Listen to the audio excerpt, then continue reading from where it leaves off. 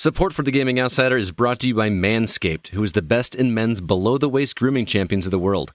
Manscaped offers precision-engineered tools for your family jewels. Manscaped just launched their 4th-generation trimmer, the Lawnmower 4.0. You heard that right, the 4.0. Join over 2 million men worldwide who trust Manscaped with this exclusive offer for you. 20% off and free worldwide shipping with the code THEGOCAST at manscaped.com. What's happening in Gaming Outsider community? On episode 366, Zack, CB, and I answer video game-related questions from you on social media. In news, Konami seems to be reviving some classic series in their catalog, and you'll also hear our impressions of games including Hot Wheels Unleashed, Yuan Sword 7, and Lemnis Gate. This is The Gaming Outsider. Greetings, programs, and welcome to episode 366 of The Gaming Outsider, a video game podcast with a focus on our incredible community. It's Monday, October 4th. I'm your host, Scott Clark, and joining me, as always, are my friends Zack Parkerson. Let's do the time warp again. And Chris Berensmeyer. Yeah, I got nothing to follow that, man. How you guys been? Pretty good. Busy. Pretty good week? Yeah. Zack? Yeah, man, good. To mimic CB's enthusiasm, yeah, I'm feeling great. I'm exhausted. I am not used to. It's been a month, and I'm still not used to being back in school. It's kind of kicking my butt a little bit, but did get some game time in this week. Zack, what you been playing this week? You know, just some stuff we'll talk about later, but Touching Tales of Rise, which takes some dark turns. Oh yeah. There was a scene that I was quite surprised they went for, and they really stuck the landing. So, hey man, it's a fun game. I'm not playing it at the pace I wish I was, because other games just don't stop coming out. Right. But I'm having a hell of a lot of fun, and it's just, despite its very colorful graphics, it definitely goes some places. It's a lot of fun. All right. How you have any semblance of how far you've got to finish it? No, although I know there's going to be. I'm now hearing wind that there is a third act turn where the game will be about 10 to 12 hours longer than I thought it was going to be. Oh, so is that a good thing or a bad thing? I'm really digging the character work, so I think it's a good thing. There's a very well done slow burn romance happening. All right, I'm intrigued. I will probably not play it, but no, I'm glad you admitted that to yourself. I do think you would like it. Maybe back when you're like 20, though. Yeah, you know, when I was half the age I am now. Well, wow, that's sad. Anyway, hey, you got your like I'm old moment this week, I believe. We're on Twitter. We're having a conversation. The PS2 is 20 years old. Oh yes, yeah. That's no, it's not. Sorry to say, yes, it is, man. No, yes, it is. Yes, no, I don't think so. I don't think so, guys. And speaking of anniversaries, today, actually, as of this recording, is the 30th anniversary of Super Ghouls and Ghosts on the Super Nintendo. Oh yes, a nationwide celebration. Dude, that game is great. I know you like it. I really do like that game, but 30 years makes me feel really old as well. CB, how's Dead Cells coming, man? Pretty good. Not gonna lie. I've been enjoying the fresh new content for me. All right, so I mean that game. Do you really even beat that game? Well, I mean, when you beat that fourth character, it loops back. Okay, so you just kind of start that run over again? Yeah, it's just running over again. New bosses, new rooms, new weapons. And the aesthetics are pleasing. So there's been an upgrade with these. Yes. Okay.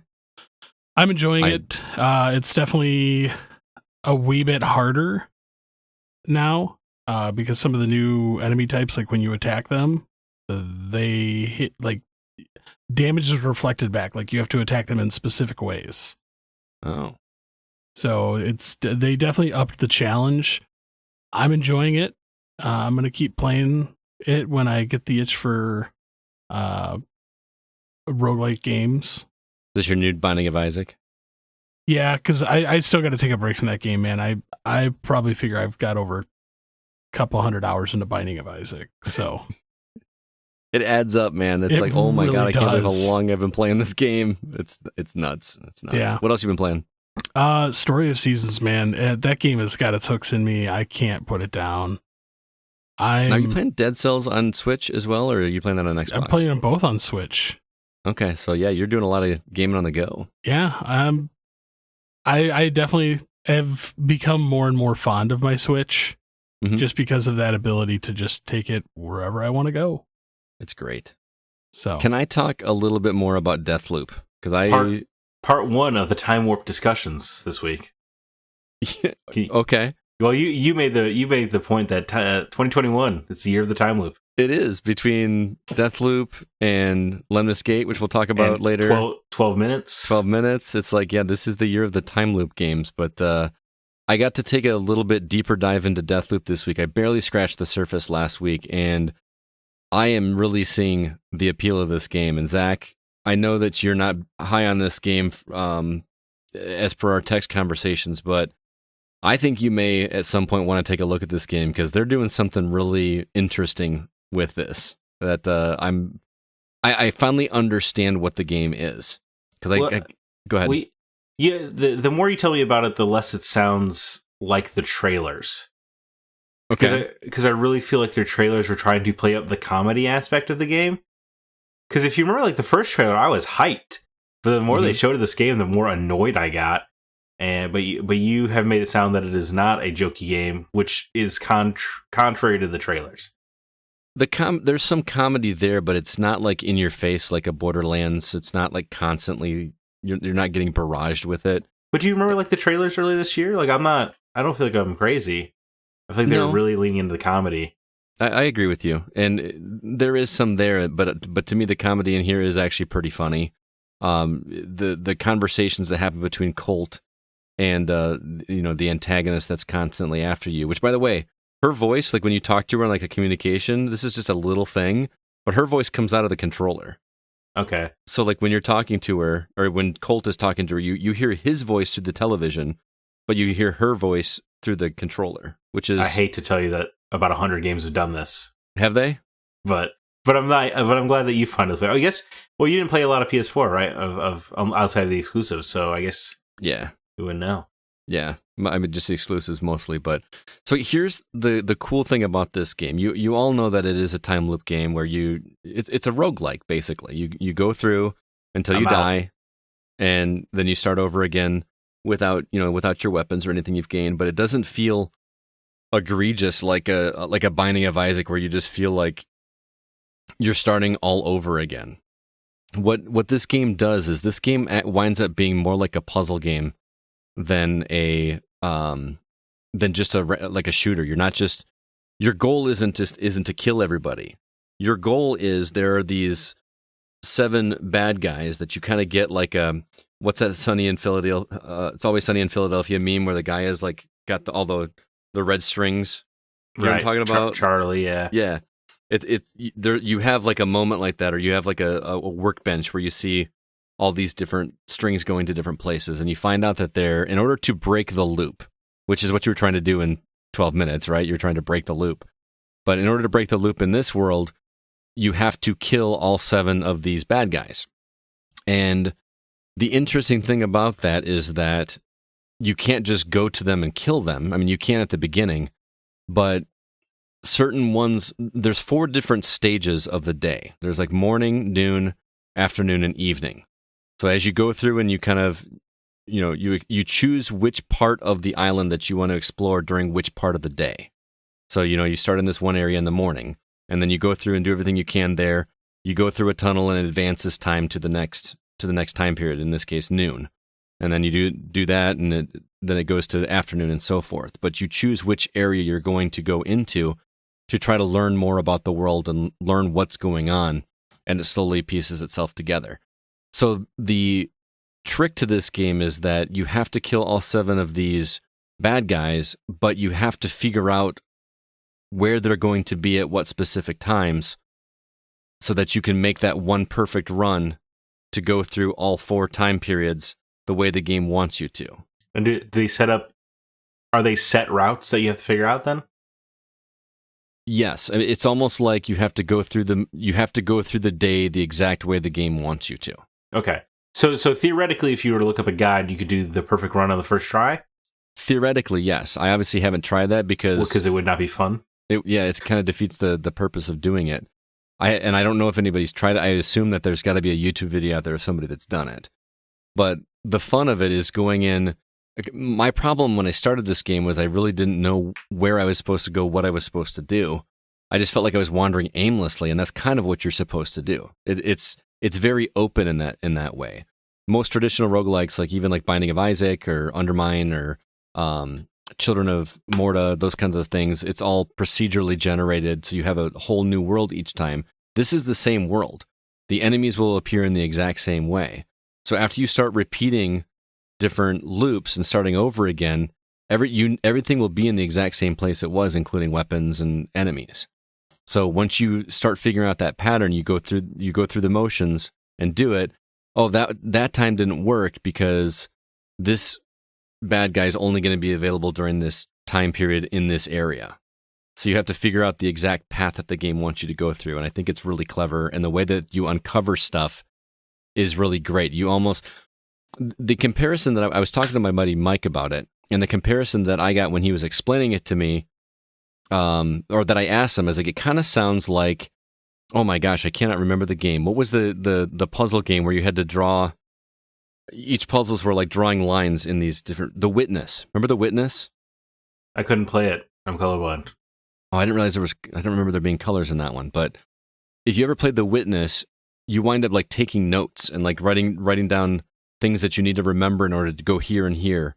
So you've got that Charlie Day moment, right? But you're doing that. You have to figure out the set path. So I'm going to go here first, and then go here, and then here and here, and you slowly piece it together until you finally figure out that one way to do the loop, and that's how you, in essence, beat the game. Obviously, I haven't beat the game, haven't even come close. But I really appreciate what they've done. And you get things along the way that actually make it easier. Like, when you die, you start with nothing. Well, there's something that you get that winds up letting you keep, like, your one weapon and one of your special abilities at the beginning. So things start getting easier, and it's not like you're starting from scratch every time, which is kind of cool.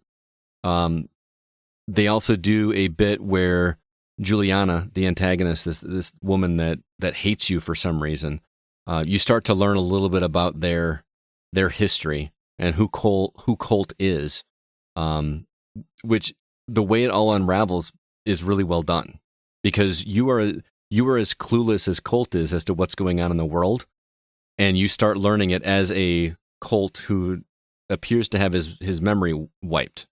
Like, he wakes up to Juliana killing him the first time. Doesn't know who she is, doesn't know why she's trying to kill him. He wakes up on a beach and then has to piece everything together. So you're learning with new Cole as he is, which is kind of clever. And you do the BioShock thing where you collect notes which unlock side missions, but it doesn't feel like a side mission. It feels like the reward for doing a side mission is more information that's going to help you figure out your path to break the loop, if that makes sense. So instead of like a dumb side mission of like go collect 5 of these things and bring it back to a person and get XP, you're actually learning about the world and learning about what you need to do in order to finish it.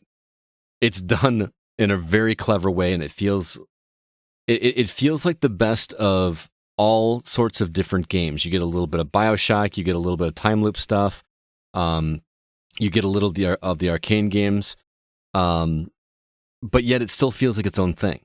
It borrows so many different aspects of other games, yet it still feels fresh and unique. And I think it's really amazing that they've done it. So at some point, Zach, I do want you to experience it, because I think it does enough different that makes it stand out. The fact that it's all set does make it sound like it's a puzzle to solve.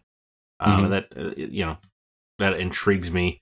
And the fact that you say it's not as Borderlandsy as a trailer also intrigues me.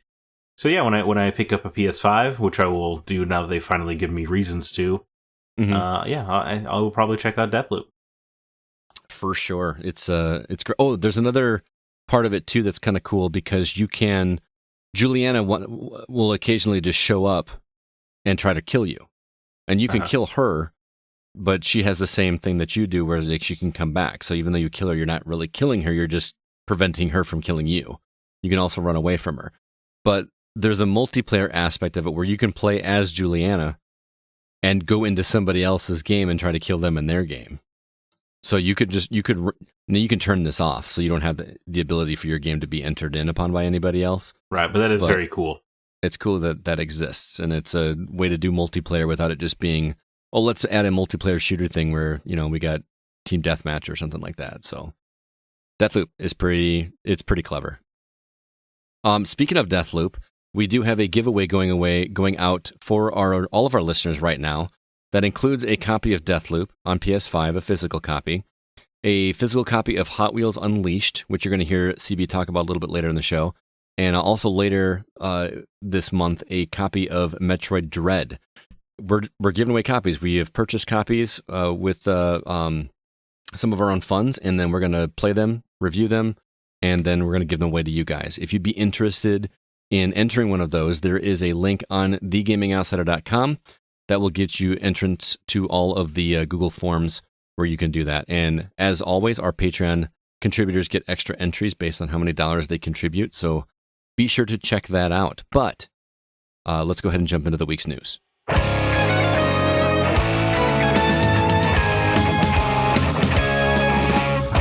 Some new trailers that dropped this week. A game called Phantom Galaxies, which releases on consoles and PC in 2022.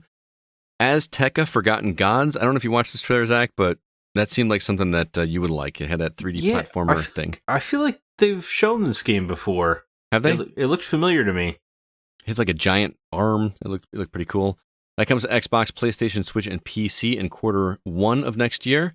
There was a tease for a new Layers of Fear game, but no real information or release date or anything. But Bloober Team did drop that trailer. A Boy and His Blob remake, which you remember was originally on the Switch, or excuse me, on the Wii, is coming to Switch this fall. And we got a trailer for Final Fantasy VII, The First Soldier on iOS and Android, which will be releasing later this year. And also we got some new games on Game Pass, Marvel's Avengers and Scarlet Nexus, and also AI The Somnium Files are all available on Game Pass right now. You can go play those. As other freebies, we got some games with gold freebies for the month of October. And then some acquisitions happened. Netflix has acquired Night School Studios. PlayStation has acquired Bluepoint Games. And also Konami is hinting at reviving Castlevania, Metal Gear, and Silent Hill. Zach, any of these stories stand out to you as important? Sure. Let's just start with the PlayStation acquiring Bluepoint because it is something that we already knew about. Basically, yeah. Well, I mean, the PlayStation Japan tweeted out that image of "Welcome Bluepoint to the family," a custom-made image, so it's pretty obvious that this was coming. But what's intriguing is that they said they want to chart their path to create a new game, which I find bizarre because I would have assumed they would be strategically acquiring Bluepoint because they do remakes and remasters.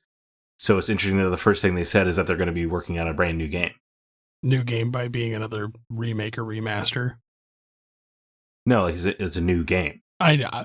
I was trying to be jokey about it, but no, sorry. There, a number. All signs seem to point to Bloodborne 2 to me. Shadow of the Colossus 2. They can do that? Well, Sony owns Bloodborne. Okay. And then Bluepoint remade Demon Souls, and a few prominent games industry people were tweeting things like, I hear Bluepoint's taking a trip to Yarnum, combined with Bluepoint saying they're working on a new game. It feels like the conclusion to draw. That is just speculation and rumor, of course. Right. But that makes the most amount of sense to me. I can see it. It's hard not to see it after that evidence that you just gave. Yeah, I think they could also be in a situation where you have a team making a new game with Bloodborne 2, and then you have another team remaking something, They could definitely be doing that. Yeah, they got almost 70 developers now in that team. But the reason I had question marks in my tone, and I'm drawing a blank on the name of the original developer. Why can't From Software? There we go. Yeah. So From Software is owned by Sony, or the Bloodborne property is owned by Sony? Bloodborne is owned by Sony. FromSoft is they're independent operators. Okay, so why would they have Bluepoint do that sequel as opposed to From Software? Because From Software has clearly demonstrated they are not interested in Bloodborne 2. Oh, okay. Right, because they made Sekiro instead of that, and now they're making Elden Ring. Gotcha. It just, I think it's just, maybe they didn't like Sony. I don't know. I would like to know why. I would like to know why, because it was such a huge hit. Well, and then they made 2 new franchises, so maybe they're just, they knocked out the Dark Souls trilogy, and they're like, maybe sequels just aren't for us, because Dark Souls 2 and 3 were hit with a relatively mixed reception in the franchise, That's true. So maybe they just like new worlds. Maybe they also don't like being locked down to only one console. Yeah, that could be it as well. But they're independent. They could do whatever they want now, right? Just not with the Bloodborne property. Yeah, right. Hence Elden Ring. Right. Interesting. CB, what about you? Any of these stories trip your trigger? Oh, Konami.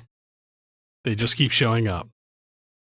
Man, I'm excited over the fact that we might be getting new games in these universes. Especially not remakes. Although there is a remaster of the original Metal Gear Solid supposedly in development, which I'm not mad at. No, especially I'm sorry, I didn't mean to interrupt, but the most recent round, since apparently this is the rumor episode, it sounds like it's Metal Gear Solid 3 that's getting remade, not the first one, right? Yeah. It's a continuation of the storyline from 3. Oh, see, I thought that's what the new Metal Gear game was. I thought the new Metal Gear game was set in the Metal Gear Solid 3 Snake Eater, but then there was a remaster of the original game as well. This is why I'm not crazy about talking about rumors. Because what I was hearing is that the new Metal Gear game is the remake of Metal Gear Solid 3. Oh, okay. And that they originally were trying to use the pachinko slots cutscenes in their efforts to remake it, but then realized that was ridiculous. Oh, okay. Because that's what Konami's been doing for the past few years, is making pachinko machines based on these properties, which was frustrating as fans of these games. But I'm just more excited by the fact that even if we just got Silent Hill remasters or remakes, please.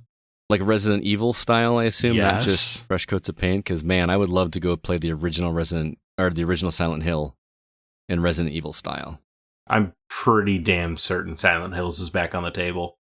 Silent Hills. Yeah. Well, yeah. I know you hate the rumors mill as much as I do, Zach. But yeah, well, this is obviously disclaimer. These are all rumors and speculation with the Konami story that we're talking about. But the fact that even a certain named figure may be attempting to help them. Right. Well, it's not even subtle. Let's put the. Let's put our tinfoil hats on, guys. So Norman Reedus said in an interview that they're working at that he's like Death Stranding 2. There are discussions right now to make that happen, even though Sony has said they are not interested in a Death Stranding sequel. So it feels easy for me to Norman Reedus to be confused because he's doing another video game with Kojima to think that it's another Death Stranding project when in reality it'll be Silent Hill, a project he was formerly attached to. Mm-hmm. And then you have Kojima being all cagey and more importantly, chummy with Konami on Twitter and social media again, despite their absolute blood feud that they had a few years ago. Mm-hmm. And that Konami is looking to get back into premium games. It is not a hard conclusion to draw that Kojima is circling back to finally make his Silent Hill game. The question mark I have is, will Junji Ito return for the art, or will Guillermo del Toro return to help co-write and co-direct? I hope so, because that's kind of what we all wanted. Yeah. I desperately want Junji Ito on the monster art. Right. How about we just get both? I hope it is just Silent Hills. Just straight up like what the original plan was, the original project, the follow-up to PT or whatever. And what a great like hype machine you could easily put together by saying, hey, PT's back out there. It's everywhere. Yeah. That would get people talking about it like crazy. It'd be insane. But then you beat it and it's like a brand new trailer, Oh, no. To go even crazier, you make a remaster trilogy of Silent Hill 1, 2, and 3, but then have PT as an unlockable in the end of all 3. Yeah. Yeah. Which then segues into Hills. A good Silent Hill remaster instead of that nonsense they put out on PS3 and 360. That's the only way I played Silent Hill 2 and 3 was... That is an abysmal way to experience... I have never played Silent Hill 2, which I know black mark on my record, but that the version of Silent Hill 3 on that collection was ass. Yeah. But the thing that I find funny though about this whole story is the like new Castlevania game with reimagining of the series with help from external developers. You mean Bloodstained? Like to me, I'm just like, are you just gonna like do a video game adaptation of the show, which was already an adaptation of Castlevania 3? This has come full circle. Yeah. What was the last new Castlevania we got that wasn't? I mean, Bloodstained wasn't Castlevania, right? Don't lie to me. It is completely Castlevania. Right, with the actual branding, was it Lords of Shadow 2? Lords of Shadow 2. Which I didn't play really? The sequel. I played the first one, but yeah. Well, that's the last time. Sequel got dogged before it even came out, so I never bothered. I know, same here, because the way that first one ended, I could not wait to see what they're going to do with 2, and then everyone just like railed on it. So it's never a good sign when the same developer puts out the first game, it gets 9s and 10s, they put out the second game, it's getting 5s and 6s. Right. Probably not a good sign. I would like them to just go, I don't know. Everyone craps all over Castlevania 64, like where they went 3D. But if they could do a game like that right, that's the direction I would like to see Castlevania go. Has anybody ever done a whip in 3D correctly? Because they sure didn't do it in the Indiana Jones game on Nintendo 64. Well, we'll have to see what Bethesda does. Oh yeah, that's true. I want FromSoft, circling back to From Software, I want them to make a Castlevania game. Badly. That makes sense. Yeah. Maybe 2022 will be the year of the whip. Oh, that'd be cool. Wouldn't it? The Indiana Jones game and everything, Castlevania game, that'd be really cool. Yeah. This year's the time. Whips are underrated, man. It just makes me happy though to see this though. Like you have 3 series outside of Metal Gear with Metal Gear 5 and that other crap ass game that they put out. Oh, I forgot about Survive. Yeah. I think a lot of people did. Yeah. But three like extremely like old series that have been around for a long time with a huge fan base that have kind of been pooped on for the past like, I don't know, couple generations. And now they're finally like, I'm excited because I like all 3 of these series a lot. I think we've all 3 played all 3 of these. Especially CB, you're a huge, horror fan. So Silent Hill, I know you're all excited, but I think I'm most excited to see what they're going to do with Castlevania. I just hope they don't do just another God of War clone. As much as I liked Lords of Shadow, I don't want more of that. I do find that funny that we have Scott, the Castlevania guy, we have Zack, Metal Gear, and me, Silent Hills. Yeah. Okay, or the Konami trifecta. Yeah, I know. Just Yeah, I have Metal Gear Madness, man. 5 didn't hit for me, but I think a lot of fans, especially with time, have agreed that like 5 is a great game, but it's not a great Metal Gear game. So I would love to see Metal Gear come back as it was without Kiefer Sutherland. When it was goofy as hell and just goofy and very verbose, and these huge philosophical ideas. Like Metal Gear Solid 5 was just kind of just like a war game with the occasional spout of madness and a main character who is known for talking who didn't talk. Yeah. I know there are story reasons before somebody writes in. It's still lame. I just think it'd be awesome though to have a Metal Gear, like Metal Gear Solid. Well, God, what's the one Castlevania that everybody loves? Symphony of the Night. Symphony of the Night. So you give me Silent Hill, Symphony of the Night, and Metal Gear Solid, all getting the Resident Evil 2 remake treatment. And then they're like, boom, like one month, one the next month, one the third month. I would just love, even in their current states, just a Metal Gear Solid package so you can play the whole storyline on one console. In chronological order. Right, yeah. And maybe some tweaks with the controls, because, Metal Gear Solid. I'm willing to take the bare minimum, just so I can replay the story in a easy way. As they make you start with Metal Gear. That would be that would be even better. Weren't those available on one of the collections? Or like the GameCube one? The Twin Sticks? They were available in Metal Gear Solid 3 Subsistence, which is the Metal Gear Solid 3 release, and it was in the Legacy collection on PS3 as well. Okay. I feel asleep. That's all. That's what I remember most from that original game. I feel asleep. Let's go ahead. Boy, the freebies for October Games with Gold, a game called, I don't know how to pronounce it, Aero? A-A-E-R-O? Aaron? A game called Hover, but the two that I think are going to stand out, which is sad because these are the older games, not the Xbox One games, Castlevania Harmony of Dissonance and Resident Evil Code Veronica X, which are October games. Dude, CVX is so good. Yeah, it really is. I am going to be playing that again. Yeah. That's the game that deserved the remake over 4. No, 4 is still playable, but CVX is still playable too. Don't get me wrong. Like that game really could have done with a touch up. CVX. Oh God, I would have just died if they gave CVX the Resident Evil 2, Resident Evil 3 remake. I assume that's what's after the 4 remake. I just feel like, but why you're doing it out of order? I agree with you, CV. I agree. Where does that one fall in the timeline? Between 3 and 4. Right. Oh, yeah. I think in early development it was codenamed Resident Evil 4. It was. Yeah. But anyway, didn't Harmony of Dissonance suck? I don't remember that one. Is that the 2D one? Yeah, but I think it had like a bunch of crossover characters of all the different Castlevanias, and it had like randomized boss encounters and stuff, but it wasn't exploration based. I don't know that I've played it. I just know that the blank of blank gives me the thought that it's going to be like the Game Boy Advance games. It's not. I can speak confidently. It is not like the Game Boy Advance games. All right. And the other thing I just wanted to talk about briefly is that this makes me laugh. The Boy and His Blob game coming to Switch, because of course it is. I don't know. Isn't that the game that had a hug button?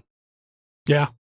Like notorious for having a hug button. Well, it makes. It's on PS4 and Xbox One, so why not? Yeah, port it to Switch. I did not know it was on Xbox One. Oh yeah. Yeah. Huh. I think they did a limited, not a limited printed physical copy. I don't know if it was through Limited Run. But yeah, I think it was through like super rare games. Yeah, some weirdo. I wanted to. Do you guys see the trailer for FF7, Final Fantasy 7, The First Soldier? Not the new one. I didn't. Yeah, I know. I slotted this in here on you. It looks pretty cool. Does it? It's a battle royale, but it has all these. You can play different character classes who are just obviously representative of the cast of Final Fantasy 7. Like they have the ninja class where you have that 4-pointed star weapon of Yuffie. Nice, but it looks slick. I'm actually kind of bummed it's only on mobile because I think it'd be way more successful on console because it looks like a console game. Well, for some people out there, you immediately said the one thing that I'm like, nah, dude, I'm out. Battle Royale. Yep.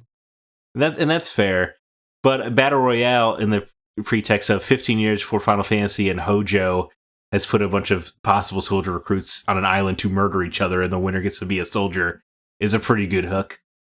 Starting to sound like that's pretty cool. Starting to sound like a Fallout vault. Probably, yeah. So it looks cool.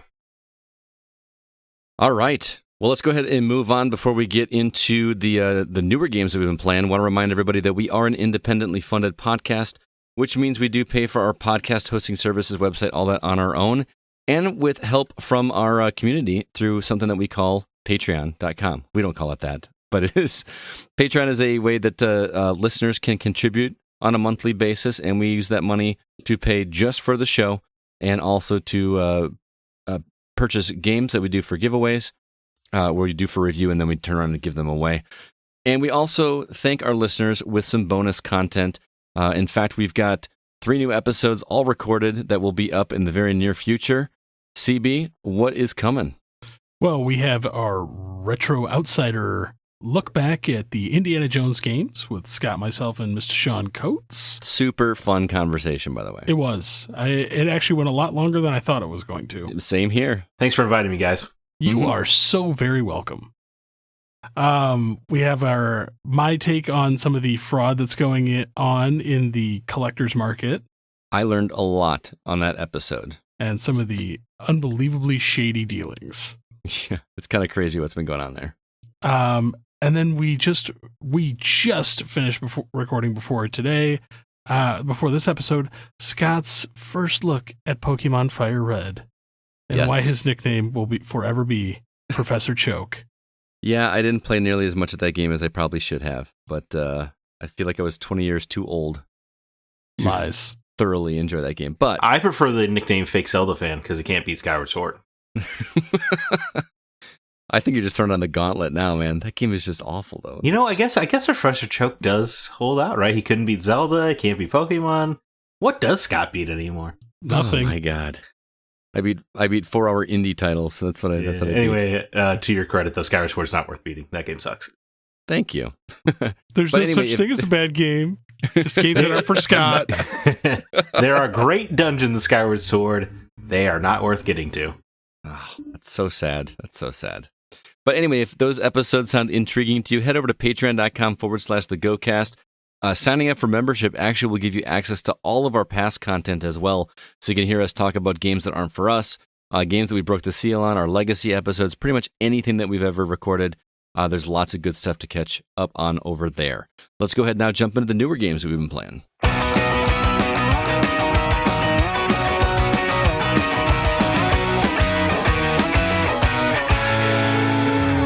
Zach, thankfully, the list looks a little shorter this week.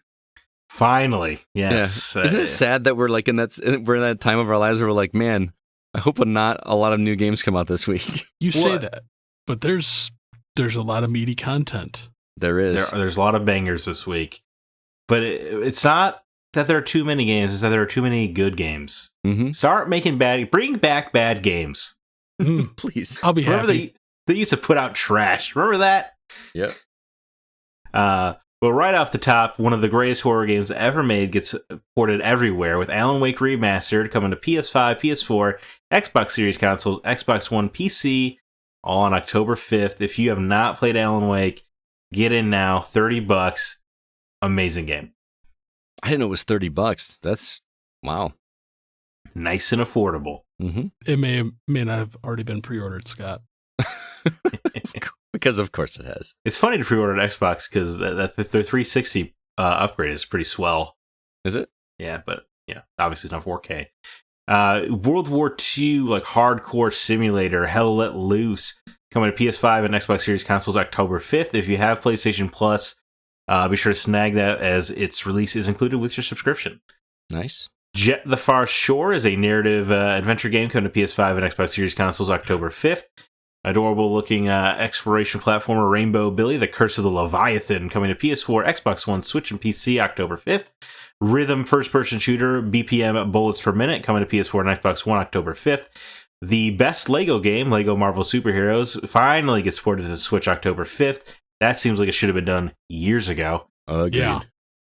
All of your favorite Nick content with SpongeBob, Avatar, etc., coming to Nickelodeon All-Star Brawl on PS5, PS4, Xbox Series consoles, Xbox One, Switch, and PC October 5th.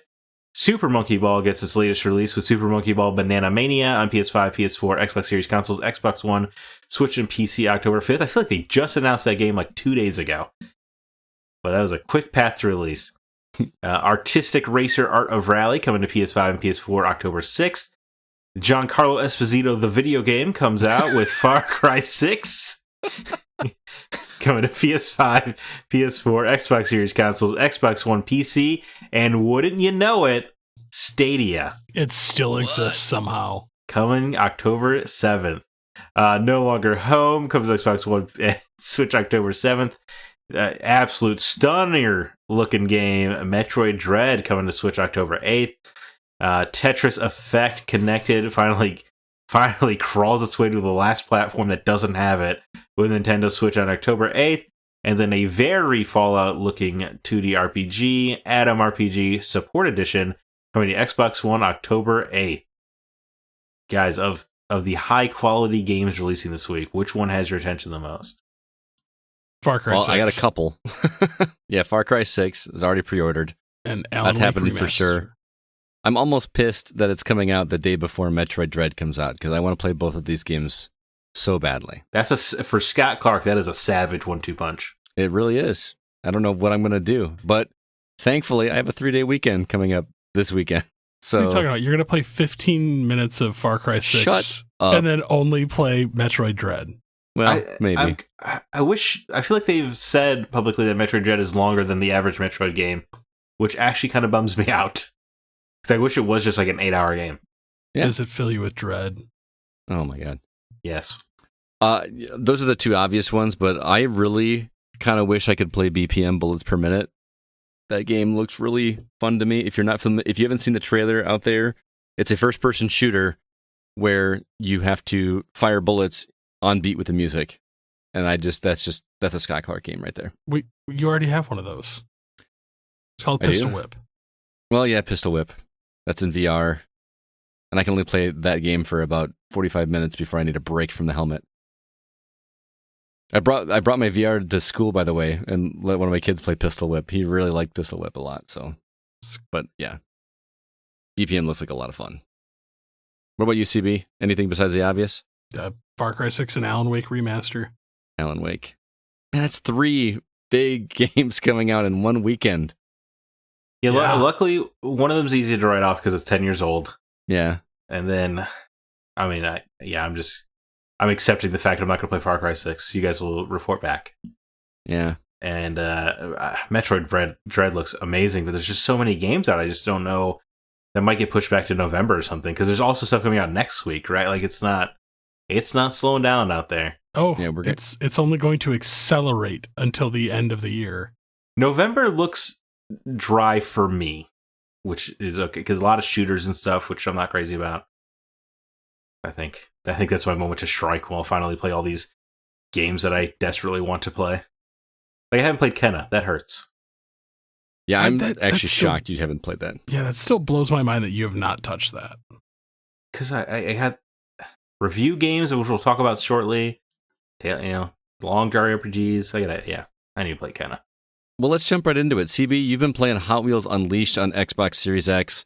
This game has been talked about very highly on social media. What is it as good as everybody's talking about? That's pretty good. It's pretty good. That's pretty good. Okay, talk to me about it. Pretty good. What's the hook of this game? I mean, is it on the orange tracks that we grew up playing when we were kids? Orange and blue. Orange and blue. Okay. Yeah, you're racing Hot Wheel cars, like actual Hot Wheel cars. That's cool. As a guy who collected Hot Wheel cars as a kid and still has all of them, that's pretty cool. But everything's to scale.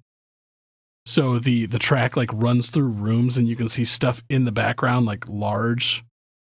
Very cool. So you're like racing through a bedroom on a track that was built by somebody. The track builder mode is super fun because it uses actual like Hot Wheels sets. Okay. So like where this like one set where you like the car races out of like a snake's mouth. Oh yeah, I remember that one. There's that one. There's one with a dinosaur that chomps down. There's one with a spider that attacks the cars as you drive by it. Does it have the little like because in order to do these in the tracks, it went through like the little thing that would propel it forward? So instead of having the launcher, yeah, you have a boost button that refills as you go around the track. So like if you drift, your boost refills faster. Okay, so it does the burnout thing. Yeah. I will say the difficulty slider in this game is busted. What do you mean? Easy is easy. Medium is hard. What's hard? I didn't even try because I got my butt kicked on medium. On medium, you had your butt kicked. It is surprisingly difficult. Like I was struggling to get third on medium. And like when I say struggle, I mean like, all the cars launched and I'm still sitting here like, come on, let's get up to speed. So you don't have like the Mario Kart thing where you can time it right and get a boost ahead? I've been trying. I've probably got close to 50 races on this game already.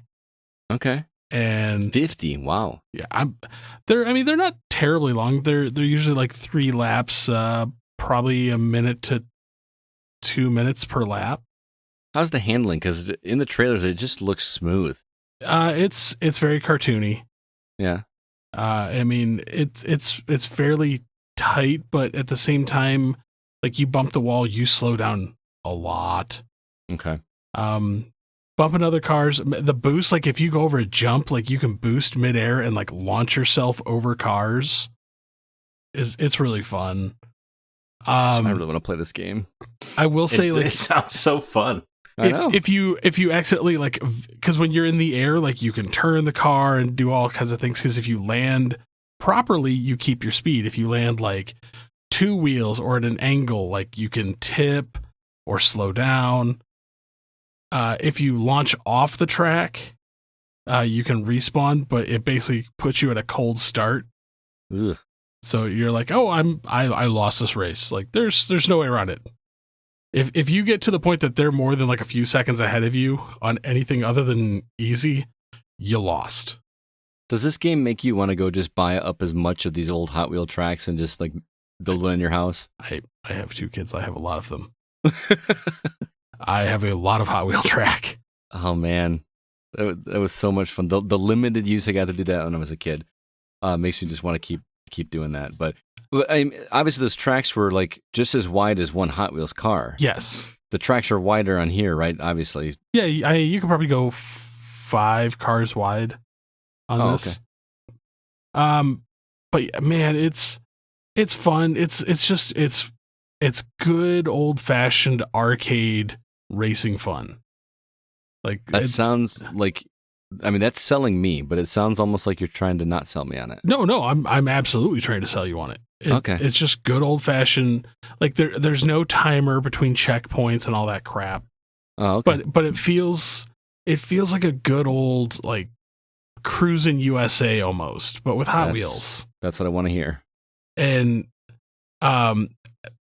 so the story, like, it's not, I guess it's kind of a story mode, but it has like one of the big floor mats from when you were a kid. Yeah. And you start in one area and there's like mission runs where it's like race and like come, and depending on like where you like end up in the race, like you can get so many points to buy blind packs to unlock more cars.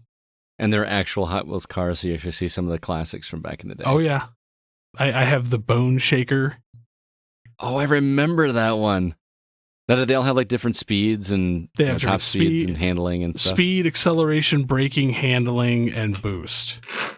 What's been the best one that you've unlocked or unwrapped? Bone Shaker. Bone Shaker. Man, and the boost is really good. You can, like, if you get duplicates, because I've had that happen a couple times already, you can sell them off to get parts, to do upgrades. I have to play this game. You really do, man. Like this, it's such a fun racing game. You sounded, when we were talking about it on text, though, you made it sound like you had some issues with it. The difficulty slider I have an issue with. It needs to be balanced a little better. Is there like rubber banding as well, or is it just they're just that much faster right off the bat? Oh no, because like when you get easy and you get a really good start on it, they don't even stand a chance. So you want like a mid-tier between easy and medium? Yeah, it just feels that medium is a little too difficult. Okay. Oh man, this really mirrors the next game we're going to talk about. So, but it's just, there's so many things that this game has going for it. Some of the more advanced tracks have like the arrows on the track that like it'll speed you up or slow you down too. It's just a very well-crafted, like unbelievably well-crafted budget title. Like you wouldn't think a Hot Wheels game could be this good. So I'll be playing it for some time. See, this is where I think Game Pass hurts the industry for me, because I'm like, I'll play when it comes with Game Pass. I just want to play it for a couple hours. Right. Wouldn't it be nice? Bring back demos. I'd even be happy just playing the demo just to see what it feels like. Yeah. Man, this would have been like the perfect game on like the old PlayStation Underground magazine. Like you get the 2-track demo. Yes. And like, great. And then like for games like Bushido Blade, it was you only ever needed the demo. Yeah. Like, I feel like this would be one of those games. No, I think this would live a little bit beyond the demo. Okay. So I recommend it. Great demo, Bushido Blade. Nice. Hot Wheels Unleashed. And it's not only available, it's on other platforms as well. So, speaking of games that I have looked at, and I'm kind of curious because it's kind of piquing my interest. Zach, you've been playing Yuan Sword 7. I wanted to begin this conversation by saying I do not know how to pronounce Chinese words. So I'm going to do my best because I know that they handle consonants a little different than us. So I'm definitely going to be anglicizing this, and I'm sorry. All right. But Xuan Yuan Sword 7 is about a young man who has to take care of his little sister. She's quite sick, but he has to basically be the parent in her life. They live in a harsh fantasy world. Eventually, he has to make a bargain with this magical flying creature of a mysterious and dark magical origin. And then they team up with a harsh woman who is no nonsense and is happy to kill when needed. Sorry, I think I'm talking about Nier. I'm sorry. The premise is very similar to Nier Replicant. It was actually quite startling. They even like sit around the campfire and chat and stuff. But that is what Xuan Yuan is about. It's entirely in Chinese. I will just let everybody know it only has a Chinese dub. There is no English dub. So if that's a turnoff for you, know that going in. It is also problematic because there are a fair amount of typos in those subtitles, which is never great. But you can piece it together. Also frustrating with the subtitles before I even get into the gameplay is that they are white and they do not have a background, nor is there an option to add a background. And it often blends in with the backgrounds, including your little sister who accompanies you for most of the game, who wears a white shirt. So the subtitles just get lost in her shirt. It's great. Oh, that's frustrating. You can't even know what they're saying because they're speaking in Chinese. It's very frustrating. But before you dive too far into it, I have one quick question. Absolutely. Do I need to play the first 6 games? Great question, because America's never gotten them. So I hope the answer is no. I will say there is, and I could be wrong, but the third act or so of the game, like the very end, really hunkers down on this character who gets introduced and then like becomes immediately important, like overly important. And I'm convinced she had to have been a protagonist or a main character of a past Xuan Yuan game, because the game just gets obsessed with her when she gets introduced for about 4 or 5 hours. And it felt like the game was treating her with a reverence that I could not understand based on what had led up to it. So it leads me to believe she had to be like a beloved character of the franchise or something. And if I am wrong, then that is some weird writing. Okay. But Xuan Yuan is a huge Chinese RPG series. I think it's been going back. I think it started in 1990. Wow. Led by Domo Studios.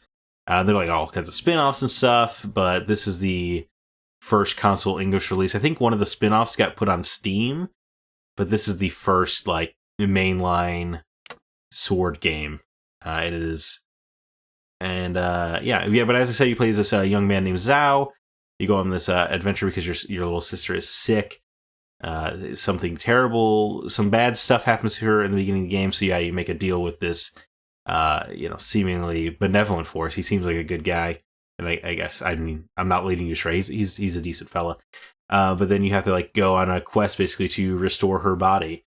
But underlying this magical quest is these 2 regions of China are like slowly.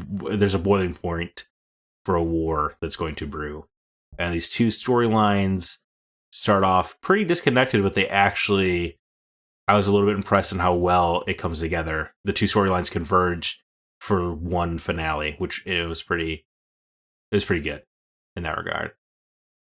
Nice. How's the gameplay work? It is your traditional lock-on sort of R1, R2 combat system that seems to be all the rage for about the past 5 or 6 years that every game seems to have, but it is it had the capacity to be good. There's like one simple combo you have with your sword, and you only ever have one weapon, which is fine by me because I usually just find one weapon to stick with it anyway, and it works pretty well. And it has this interesting little martial arts system where you have different stances you can use. and it'll have every stance has a different heavy attack and a different martial art, which is like a cooldown special attack. And those can be, like you might spear into a guy, or you might like summon a giant creature to help you battle. Like the powers are pretty different, which is cool. But the problem is that normal is mind-numbingly easy and hard is viciously difficult. There is like a huge gulf between those two difficulties, and so there's never like this sweet spot for the combat, because you can see the bones of something that could have been interesting for the combat, but then it's just it never feels right. And then I kept kind of flipping between the two difficulties because I kept trying to find like the sweet spot, and there would be times where I would beat a boss on normal like in 20 seconds.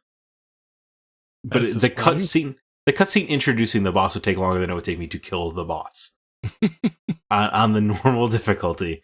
And then you play on hard, and it's like, I tested a couple different bosses where I went in on hard when you could see the bosses coming up, because I was getting so fascinated by how, like, why is there such a wide gulf in these?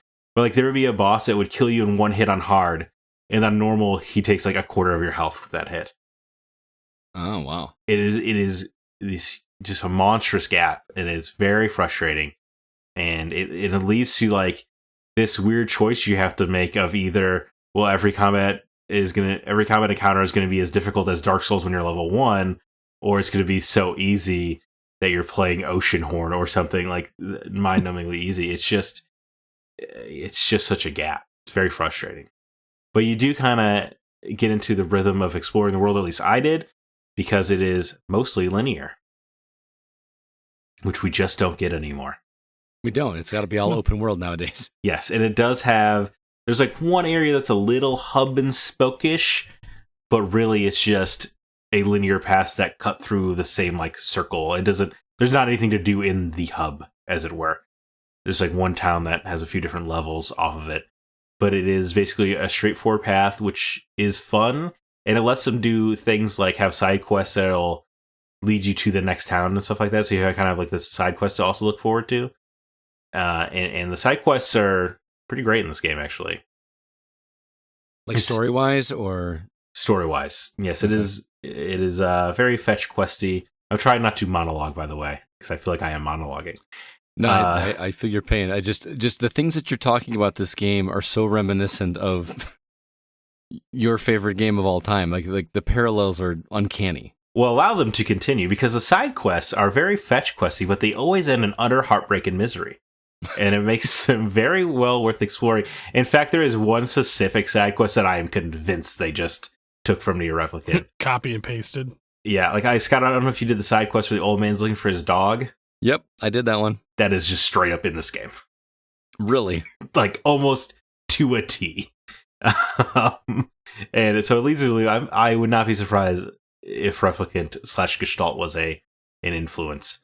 But anyway, the side quests are very fetch questy, but they are almost all worth doing, because it does, like, you just don't, the twist on how dark it gets, you're just like, what?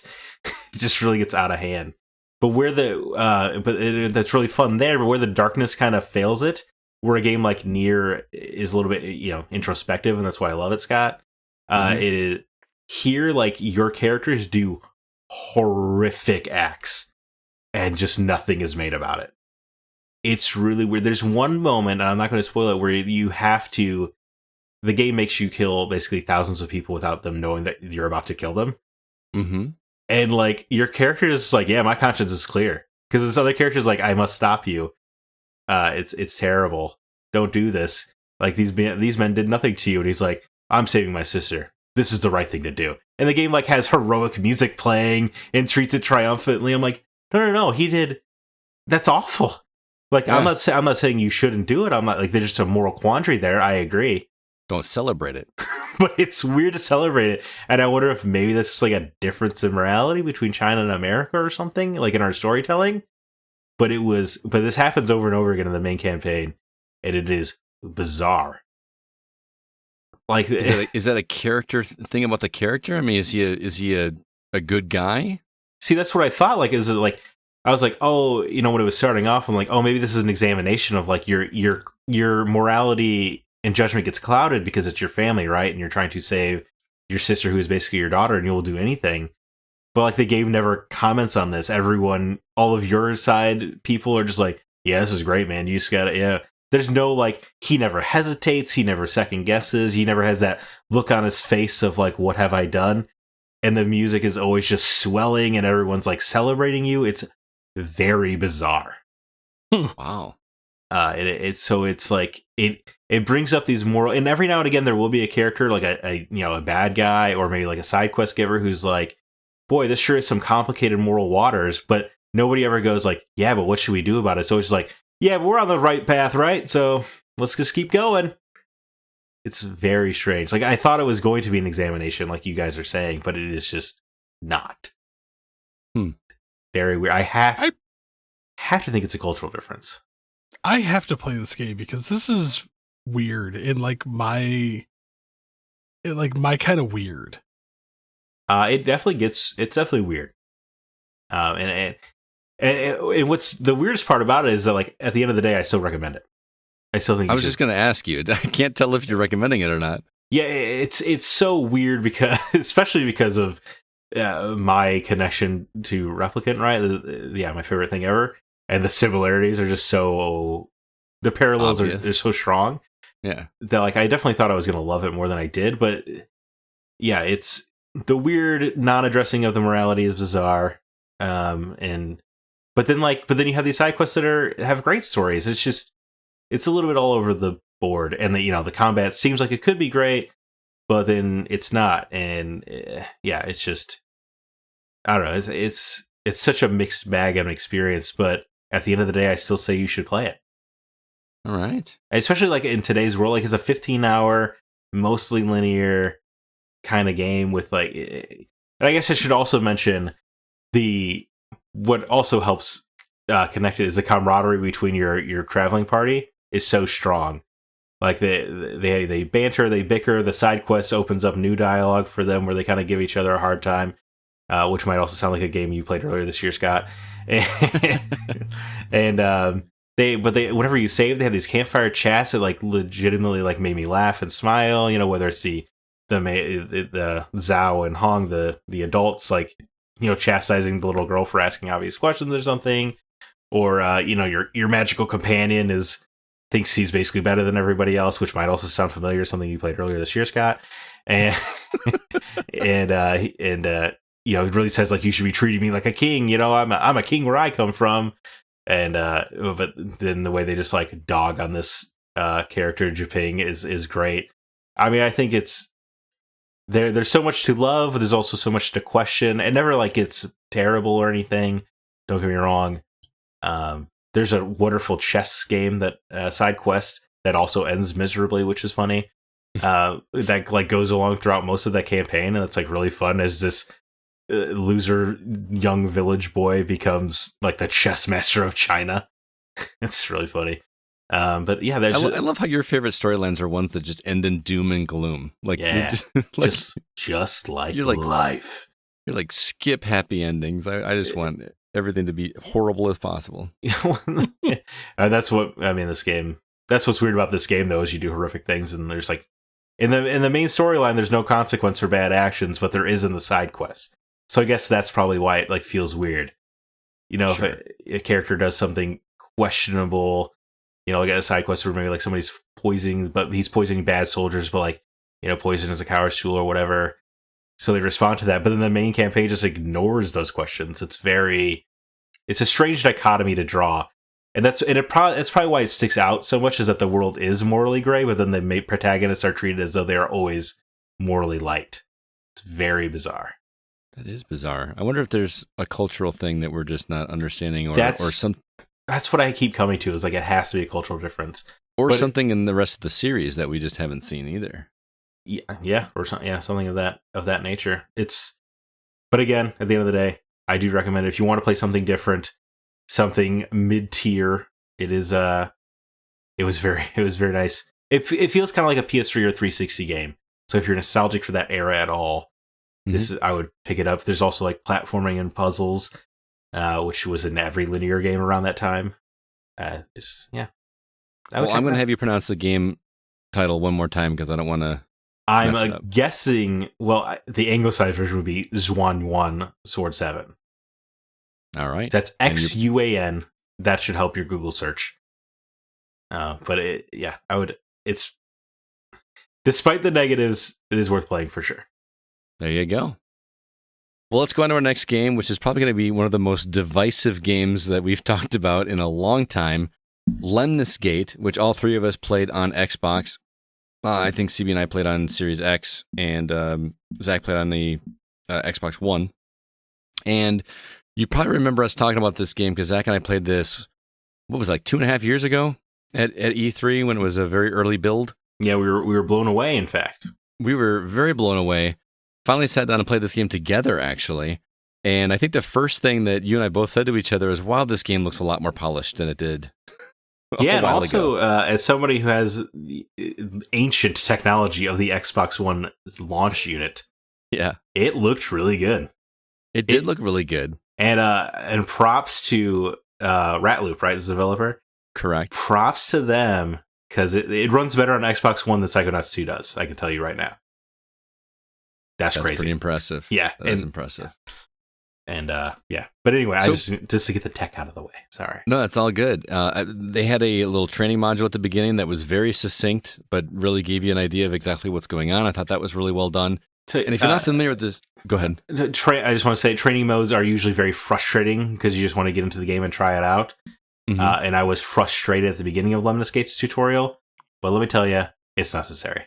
It is necessary because this is not your traditional shooter by any means. It is I don't even know what you call it because it can be a 1v1 game, but you're playing as multiple characters. So you're the time loop, right? We were talking about this earlier. Right, this is time loop discussion part 2. Yeah, this is a time loop game, but it's done in a multiplayer game. It's turn-based. So the way it works is teams are split up into teams of 2. You got a red team and a blue team.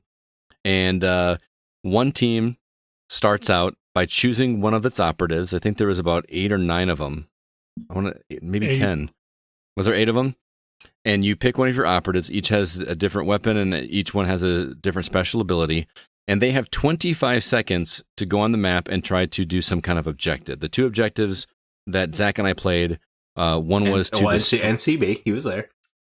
Well, I didn't play with him. You played with him.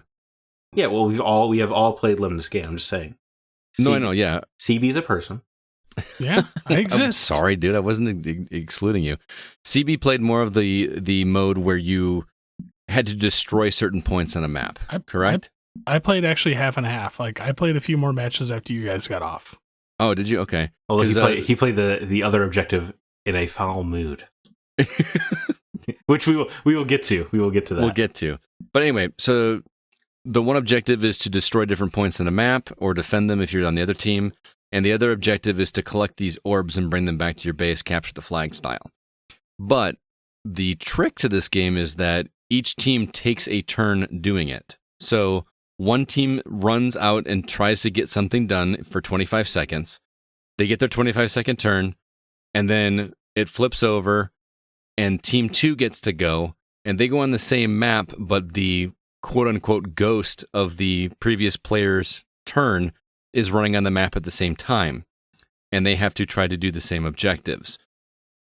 What makes it interesting is that second player can do a number of things to stop the other player from doing what they did. So let's say player 1 captures this orb and brings it back to the home base, capture the flag style. That player can choose to intercept that person before they get to said orb, and kill them before they get there, and that other player has no control over it because you can't dodge anymore. That loop is already done. And the different operatives do different things, right? So you could pick an operative who's fast enough where you could just launch in there and grab the orb before their character even does anything. So that character runs into nothing. Right, so thereby nullifying their turn, or you could play as a character who you could set up a trap and slow them down, which might also get you enough time to get there, or you could just kill their character. Or you can set up turrets. You can set up turret. You go after your own objective that you want to, and it just like everything like lifts off another. Because then player 1 wants to go back, And if they still want to try to get that same orb, now they got to try to find a way to either kill your character before you get to the orb, or go just grab it before anything happens to that area at all, which tends to happen a lot. Everything just kind of compounds one after the other, and I've been describing it as chess, but in first person, because you need to be thinking you're 3 moves ahead. It's 5v5 chess. Yes. 5v5 chess, but with action. Because I guess, I don't know if we specified, but you can only use each operative once per round. Which is a brilliant move, actually, because Zach and I were finding that there's one particular operative that we both found to be very favorable. The Fleetfoot guy, right? Rush. The Rush. Yeah, I think Rush. And so it becomes a strategy not only to pick your operative, but also win in your 5 turns that you're going to pick that operative, because it will affect how the round goes out. And I had a blast playing this last night. It was so much fun. I like it because I feel like my reflexes are not what they once were for whatever reason when it comes to shooters. So it's nice to play a multiplayer shooter that was more about someone that's terrible at shooters. That's more of a mind game. Yes. Thank you. And it's nice because you can you might just send over like a feint character, like about an objective you might not care about, to just waste a turn. There's just so much you can do. There's so much layering. It really is like chess, which is, if you're making a multiplayer puzzle game, I don't know higher praise that I could give you than it's like chess, the oldest puzzle game in the world. Right. Well, Go is older than chess, right? Whatever. Yeah. America. Wrong country still. No, America. CB, what are your thoughts? I don't like it. CB, not a fan of chess, is what we're learning. No, I love chess. I don't like this. CB was totally killing my vibe when we were online last night, because I was just having the time of my life. We were straight vibing, and CB coming out of nowhere like a car crash. I'm just not a fan of... So if I'm playing a shooter, I like fast-paced action, not stop, go, stop, go, stop, go, stop, go. There's just something about this playstyle that irritates the piss out of me. See, I like the stop, go, stop, go, stop, go. So I don't. I like simultaneous, just run and gun, let's go. You got to remember, CB just got done playing Aliens Fireteam for about 90 hours, so... Yeah, this game irritates the piss out of me. And I give them credit. It's a unique concept. It's well executed. I just don't like it because it's not my style of gaming. You're very much a run and gun. Yeah, let's just keep going. Mm-hmm. Which is funny because the other first person, the other multiplayer shooters I play are the kinetic ones like Titanfall that are fast paced. Right. It's those ones in the middle that I don't like. So it is weird that we like the same other kind of shooter, but we have such divergent opinions on this.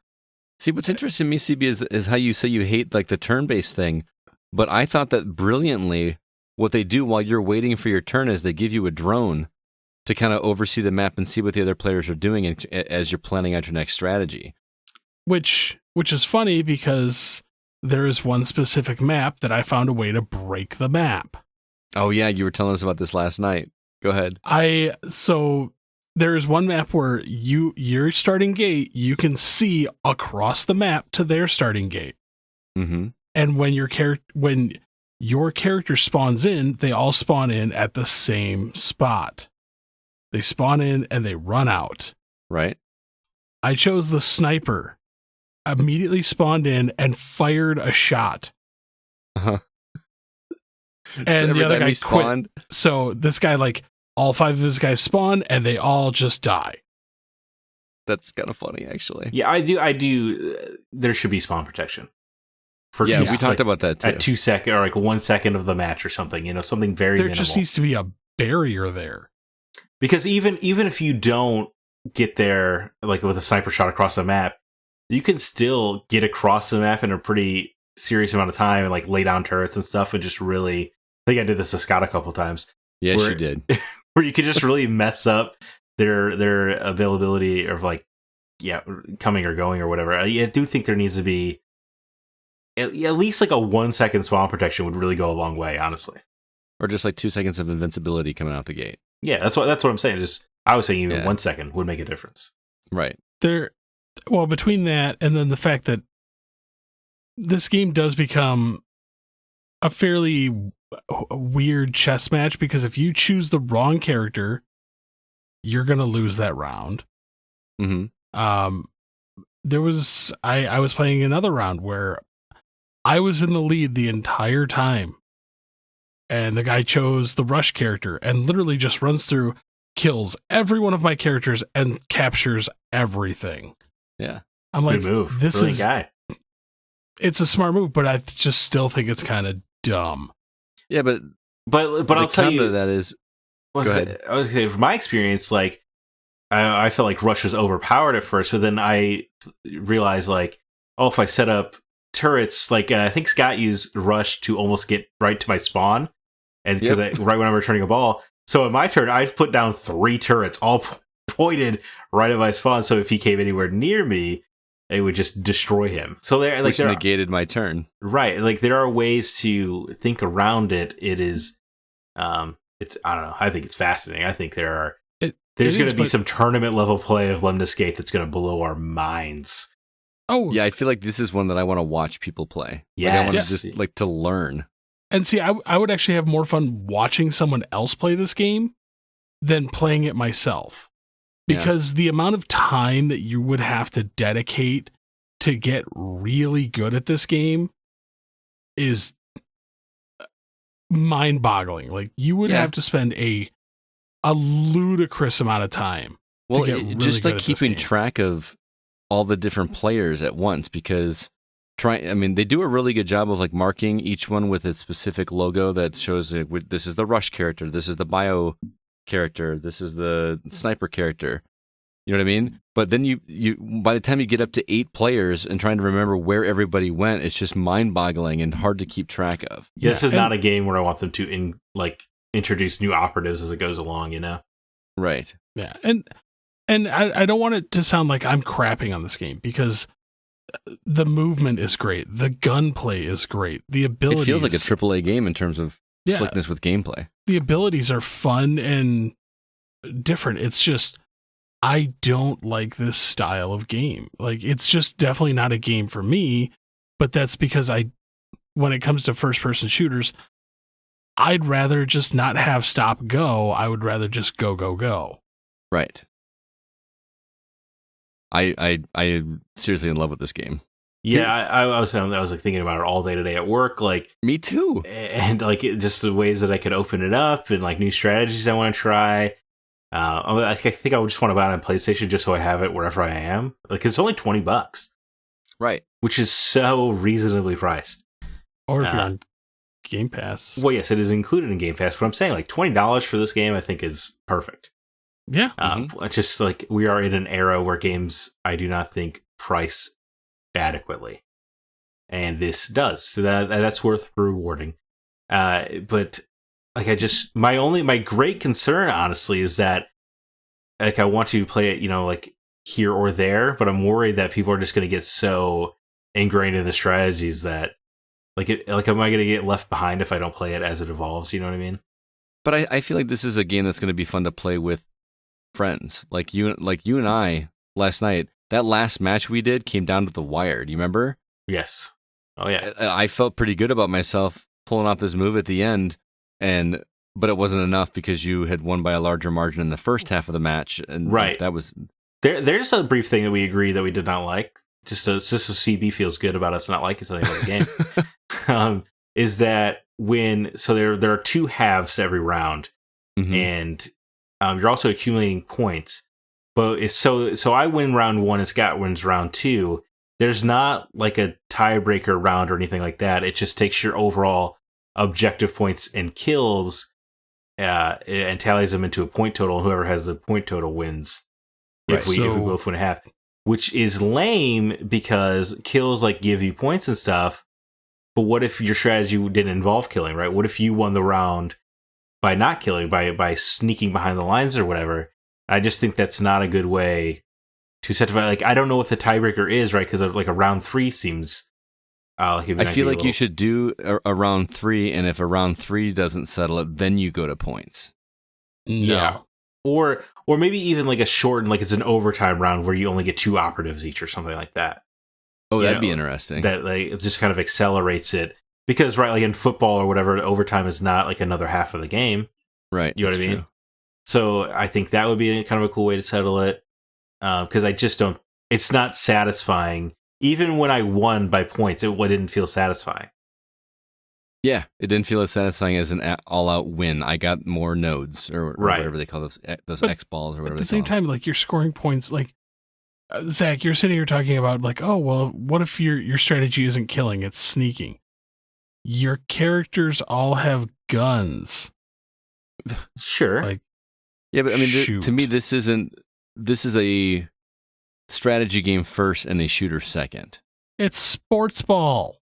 That's all this is. Sports ball. It is kind of a sports game more than and that's why you're like, that's why I want to watch like tournaments. Like it is right because there are hard rules.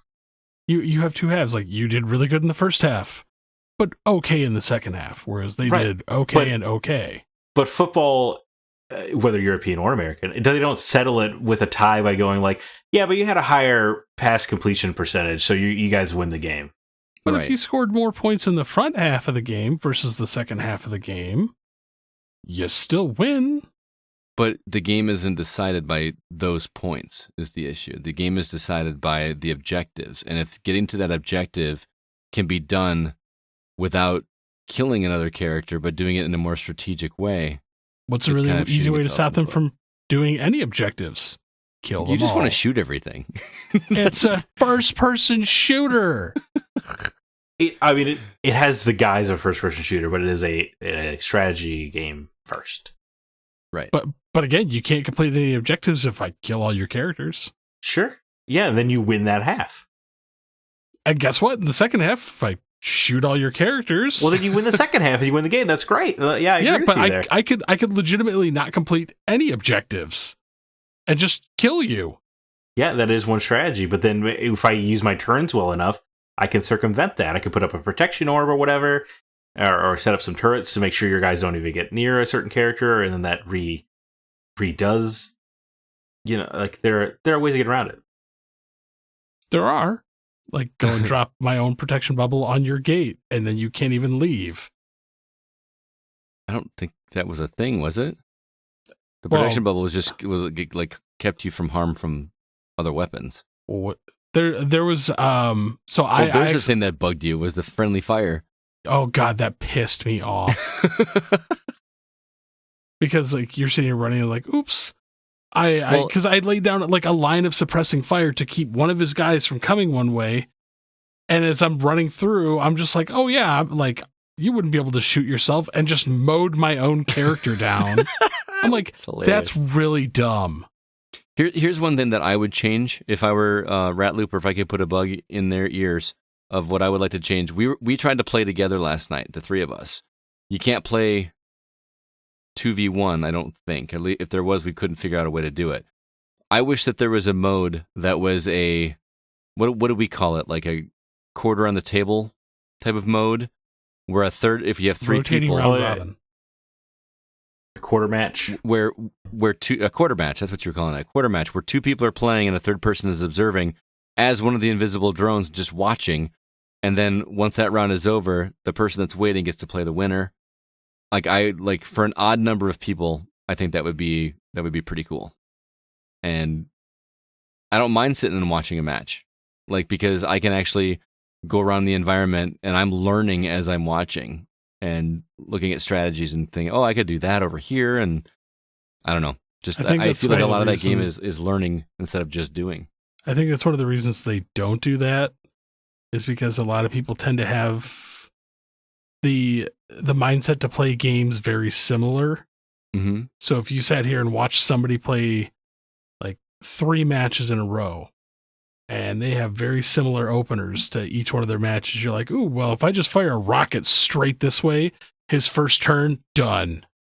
Part of the strategy, my friend. Mm-hmm. But I'm saying that's why they don't be like, oh, well, you can just peer in on somebody else while they're playing a different player, knowing full well that you're going to play that person next. Yeah, but if you're a good player, then you're not going to play the same strategy every time. You're going to mix it up and keep them guessing, right?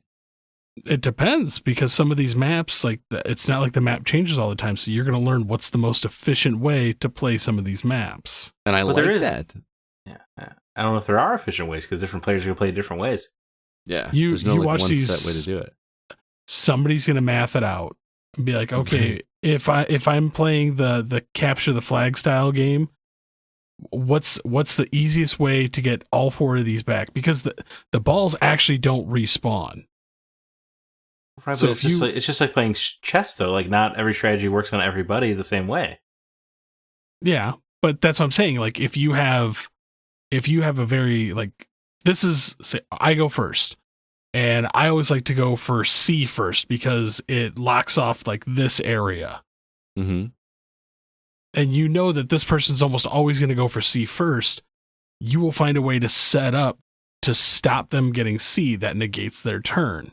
Right, but then they have the opportunity to respond, though, and they negate your negation.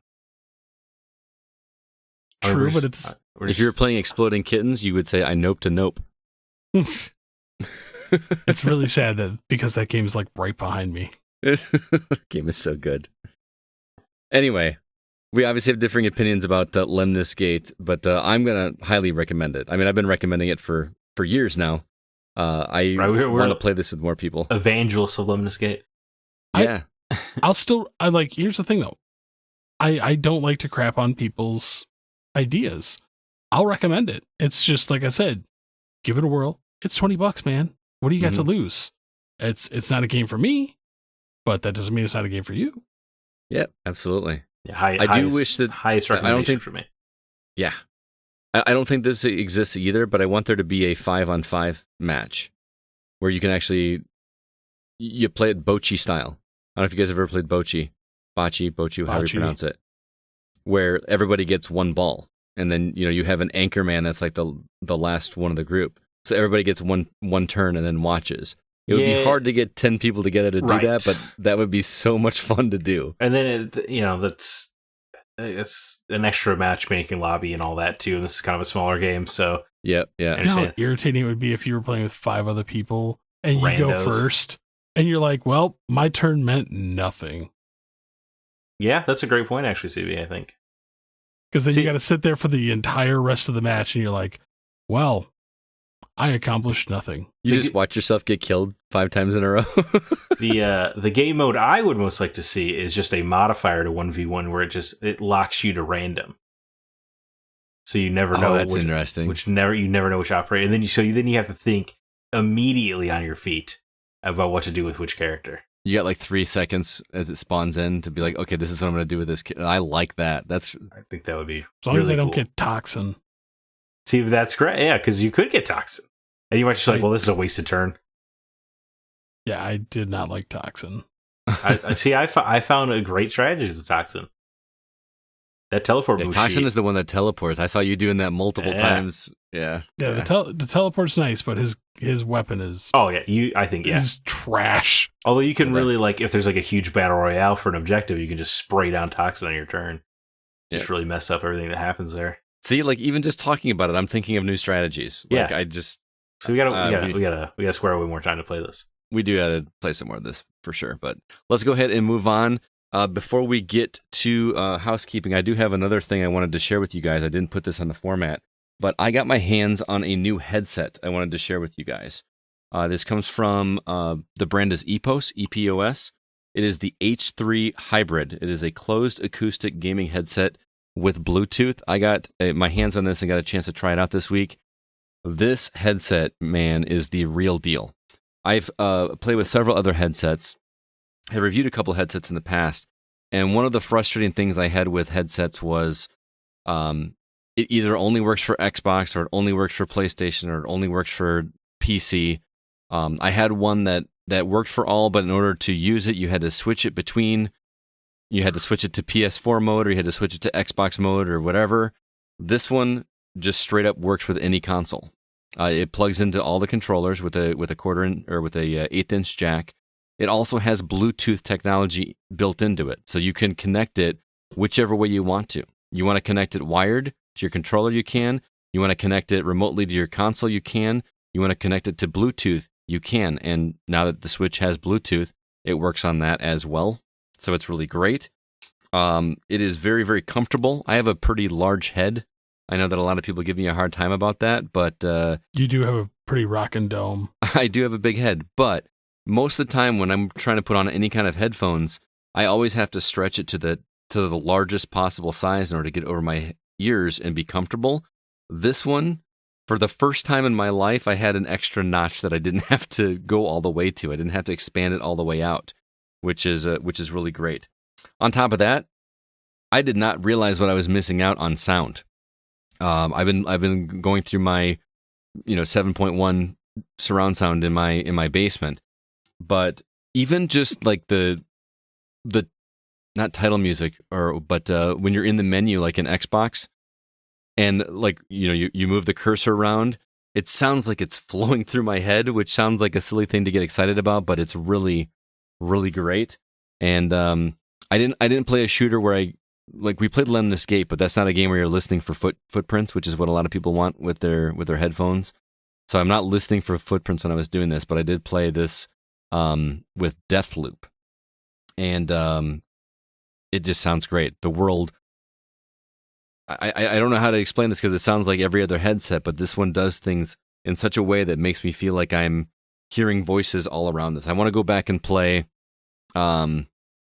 Oh man, what was that game with the voices in your head? Hellblade. On Xbox. Yeah. Hellblade. I want to go back and play Hellblade again with these, as opposed to the ones I was playing with, because these just sound infinitely better. Are crisp, they like the clear. Dolby Atmos or? No, they were. I don't want to name drop the ones I was playing. No. Negatively. Like there's the sound type Dolby Atmos. You're talking about these or the ones that I was playing before? The ones that you're trying out there. Let's see. USB connection for PC gaming, simultaneous Bluetooth for wired audio mixing, EPOS 7.1 surround sound on PC is what it says. Okay, so it's just 7.1 surround. Right. Yeah, not Dolby, but quality and super comfortable. You know how sometimes when you wear headphones for a long time, especially because we're podcasters, we know what it likes to wear headphones for a long period of time. Super comfortable. The foam is not. I didn't even notice it. A lot of times you take the headphones off and you can tell you've been wearing a headset for a while. Did not feel with this one at all. So this one's got comfort. This one's got the ease of ability to use on any platform: PC, Xbox, PlayStation, or Switch. This is my new go-to headset. It's all great. Right. Well, I got one last question about it. All right. Price point. This particular one, according to the press release, retails for $179.99. Okay. Which is, I think it's worth it, man. These are really great. But they do have other models as well. This is just the brand new one called the H3 Hybrid from EPOS. So, all right, really dig it. You need to check it out. I'm going to let you try it out, see, because I think it's really, really good. All right, moving on to some quick housekeeping. Want to remind everybody that we do have some social media platforms, facebook.com/groups/the GoCast. As of this recording, Facebook is back up. I was having some struggles with it today. But we do have some new members over there, Mr. Marvel TV, Carlos Cordovi, and Linda Mendias. Oh, and also Andy Fox. Welcome to the Facebook group. Hope you're enjoying the content over there. Also, our Discord community is live and thriving. There is a link in the show notes if you'd like to join the community over there. It is an awesome community, and really enjoy chatting with people over there.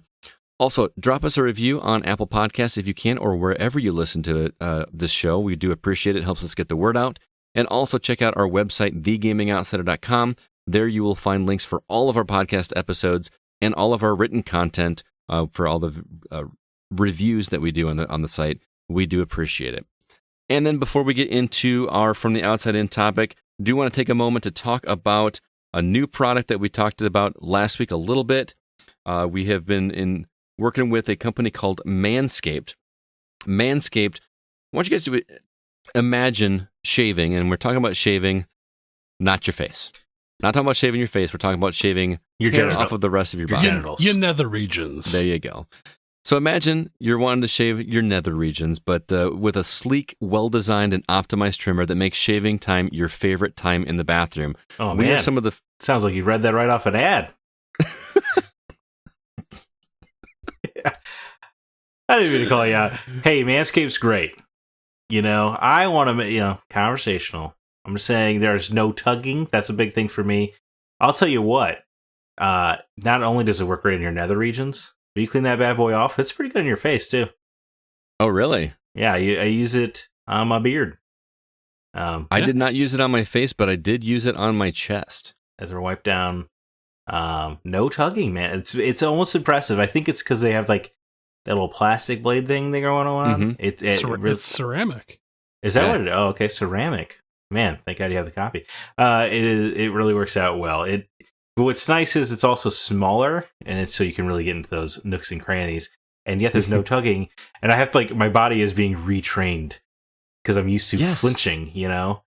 I've used it multiple times now, and every time I just keep waiting for that moment where I'm going to get that searing pain, and it's never once happened. Yes, which is great. Yeah, it is really, really nice.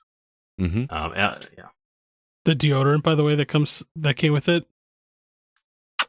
Yeah. So have nice. you guys lathered yet with the shine with the toner? Yes. Yes, I have. It's nice, right? That is very nice. I was surprised. It really. I love the description on the bottle that says if you ever need a little pick-me-up, just give a couple spritzes or whatever. I was like, they're not wrong. It's a nice little pick-me-up. It's like the gates of heaven down there. Yeah, almost want to carry that bottle around just in case I need a pick-me-up. But yeah, Manscaped, highly recommend these products. And if you guys are interested in checking it out, and head over to manscaped.com and you can use our promo code TheGoCast, and that will give you 20% off your order, and it will give you free international shipping. Seriously, cannot recommend this product enough. You've got the trimmer, you've got the ball toner, you've got the deodorizer. They even sell nose and ear hair trimmers, which work shockingly well. I've used some of those in the past, and this one just far surpasses any other one I've ever used before. Their boxers are also really comfortable. I say not for nothing, dude. Those boxers are rad. They are. They are. I'm actually on the verge of getting another pair myself. I ordered 2 more pairs. Did you really? Do you use the promo code the GoCast?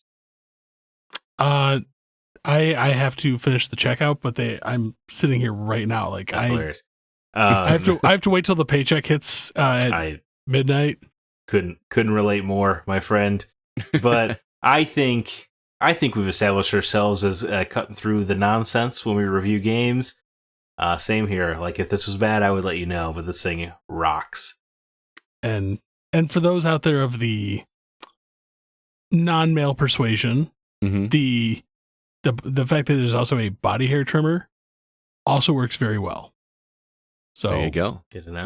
My wife may have stolen the razor. Yeah, I'm intrigued to hear Alyssa weigh in on this see, because both genders have different nooks and crannies. Yes, we do. So again, check that out at manscaped.com. Make sure you use the promo code TheGoCast. We really do appreciate you checking that out. Let's go ahead now and jump into the From the Outside In topic.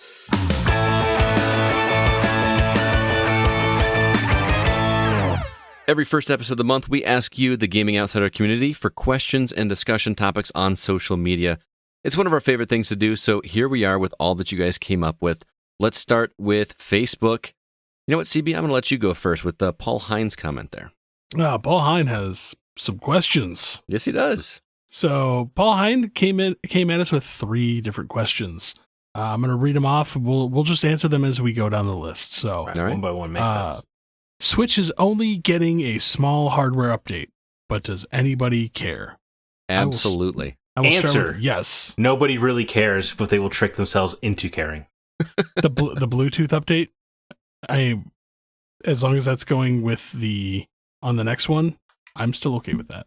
Dude, I've been playing with Bluetooth. I don't know if this is I don't think this is what he's referring to. I think he's talking to the OLED. I know, model, but right? as long as that goes along into the new one, yeah, I'm okay with that. Bluetooth but as far is so handy. Yeah, I don't know why they didn't start with it, but as far as the OLED one, yeah, I don't care. Here's the thing. Hardware updates, I think, are just proven. if we weren't sure that we were all suckers before, something's happened in between the PS4 generation and now, and everybody just seems to buy everything that these companies put out. So I don't think anybody really cares, but everybody's going to buy one. They're going to sell out. How about that? Not everybody's going to buy one, but they will make their numbers. Yeah, you can't pre-order one right now. Those pre-orders are gone in seconds. I mean, Nintendo fans are the biggest suckers. Well, and scalpers are a thing. For me, like the OLED model, like if something happened to mine, that's when I would buy one. Well, that's where I'm at right now. I recently sold my OG Switch to pay for a certain item I needed in my NES collection. Of course. But I mean, I still have my Lite. I've got the Switch Lite. So, but I kind of miss being able to have it on the TV for school. Because like it's something I do with my students on indoor recesses. We play Smash Brothers or Mario Kart together, and I don't have that ability. It'd be kind of nice to be able to do both. So I've been playing a lot on my Vita, which has an OLED screen, and it really is just the best screen. So I understand the compulsion, but like CB, it was like my Switch has to break if I'm going to upgrade. But that would suck because Nintendo's weird about saves, so I'm not even sure if that would be worth doing. That's a good point. See, my biggest problem is with a hardware update. You need to actually upgrade the hardware, not the screen. Well, you say that, but Nintendo doesn't. I know, which is why I have zero interest in buying it.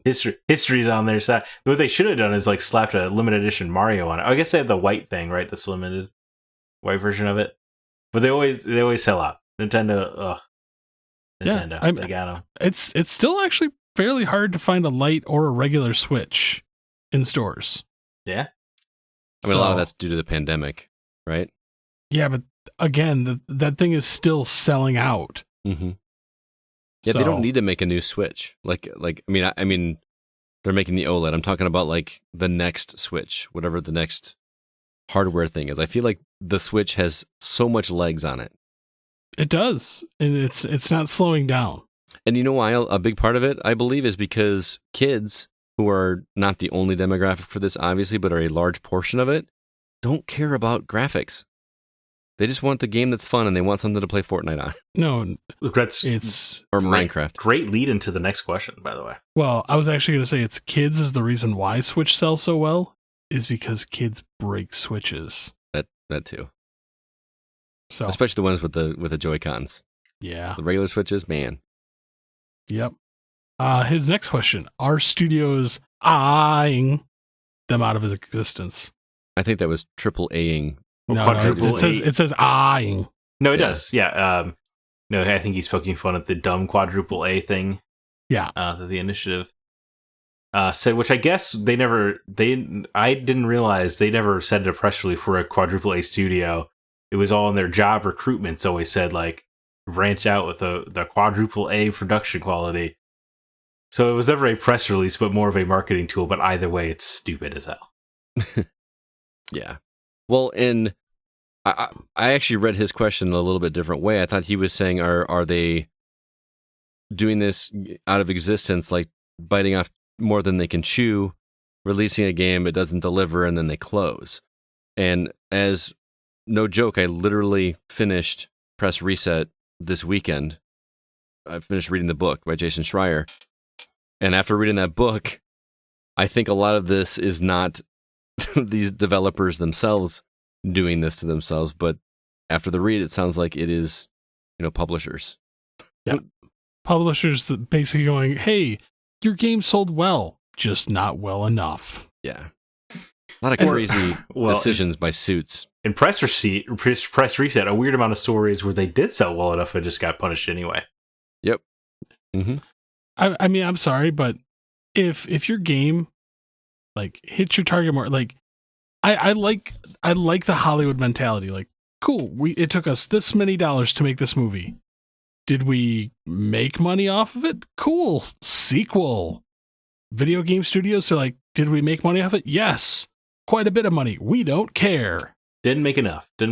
Which is also frustrating because if you look at Hollywood as an example, Batman Begins was barely profitable, but they still stuck with it, and then they made $1 billion with The Dark Knight. Yep. like sometimes you do just have to get the word out there and let the install base grow and jump off of that. But publishers are more reticent to do that, and it's not good news. Or you release your first game. Hey, the story was great, but there was some problems with the controls. Cool, we made a sequel. Story is also great, and the controls are fixed. Yeah. And the studio's like, we don't care. Well, plus, don't studios kind of like factor in that some movies are necessary evil in terms of they're going to lose money, but it still looks good? Right. I mean, Godzilla 2, right? Great. Perfect example. Yeah.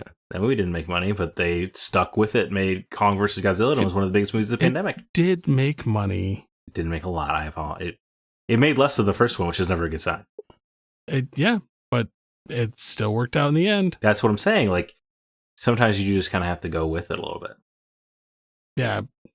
It's interesting to think about, too, because I was having this discussion with somebody on Discord today about, we're talking about Deathloop and how Deathloop is like, the comment was made that it's funny that everyone's all ranting and raving about Deathloop but it's basically doing what indie games have been doing for a long time. They just brought it to AAA and made it popular with the AAA crowd. And it's interesting to me, this present company excluded, that there are different camps of gamers out there. There are some people that only play AAA games and will never touch indies. There are some people that only touch indies and hardly ever touch AAA games. You know what I mean? So to AAA or quadruple A your way out of existence, do developers need to pick a lane? Can you have a developer that does both? How about developers just do the developing and publishers like, cool, we'll publish your game. Let the studios be studios. Like, yeah. The problem is that the studio is going to rely on that publisher for funding a lot of times. So that's why the publisher has a lot of say as to what happens in that, and that's where the artistic integrity gets muddled, at least from what I've read. Again, I'm fresh off of press reset. Yeah, I agree with that, but it's just at some point in time, how many studios have we seen just like, cool, we put out one game and shuttered the doors? Mm-hmm. Especially if the one game was a great game. But we'll turn out crap-ass Madden and Call of Duty titles like every year and just keep making them. Well, they make more money than any other game, man. Like, yeah, because you have suckers. I mean, if someone's willing to pay the money for it. Yeah, cool. Pay $60 to $70 every year for that roster update. Awesome.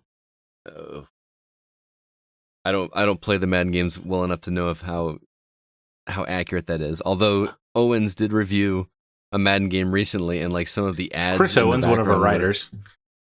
Yes. Every episode's a new episode. New listener. Sorry. I'm just saying. But he said that some of like the banners in the background were ads from like old products that aren't even on the market anymore. That's what I'm saying.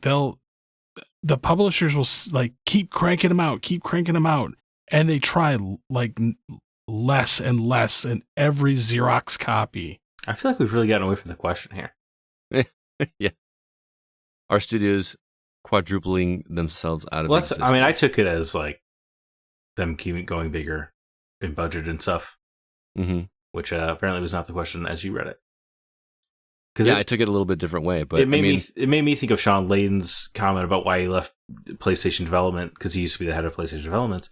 Was that the industry is just untenable in its current form of like 30-hour, $100 millions of dollars games, because the market can't sustain that many things with that need to have that kind of profit margin and take up that much people's times, and that you have to, if you don't get back to the 10 to 12 hour moderately budgeted game that comes out every 2 years instead of every 5 years, like with Horizon and God of War, you're going to hit a market that is just going to implode on itself because it can't be sustained.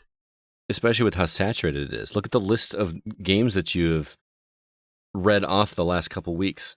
Right, and that's why you lead to these publishers who think they need to make, it needs to make $1 billion, or why bother?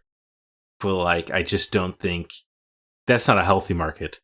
And that's why I hate all these acquisitions happening, because that's where they're all going to lead eventually. And you just have to, Unionize. Unionize. Press reset. Jason Schreier. Hashtag Jason Schreier.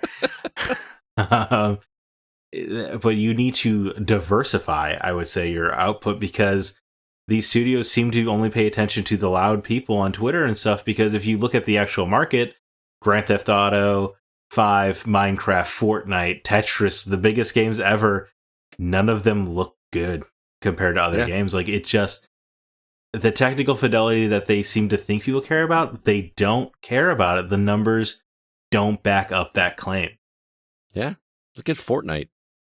That's what I'm saying. Like, you don't need these budgets to balloon. You're doing it to yourself. And they need to figure it out before it gets too late. I agree. So, lastly, he had one more. Will we ever get a good single player game at launch ever again? Follow up. What was the last great single player game that was great right at launch? Oh boy. Paul, I'm going to disagree. I think plenty of games launched great. Well, a good single player launch game. I think he's talking about at console launch, like when the console comes out. Yeah. A game that comes alongside the console. Like Super Mario World came out at... Man, I keep reading Paul's questions way different than you guys. Well, maybe I'm misinterpreting, but that's how I took it. I took it as because most games have to get patched right away. Yeah, I was thinking at console launch, but let's answer it both ways. Okay. Console launch, I don't think you'll ever see it again. I think it's done. Ever. Without a patch, without a day one patch. Like, look at PS5 launch, would you have a remake of a PS3 game? Well, I guess you had Astrobot people liked. Mm-hmm. But honestly, the market has told the console manufacturers that you don't need them. Right. People will buy your system no matter what. And they will buy it in droves. Just to have the newest, latest, best. In fact, we as the consumers have spoken up loudly that, well, we actually don't care about exclusives and big launch titles because the sales numbers are historic without those things. So why would they do it if there is no impetus to do it?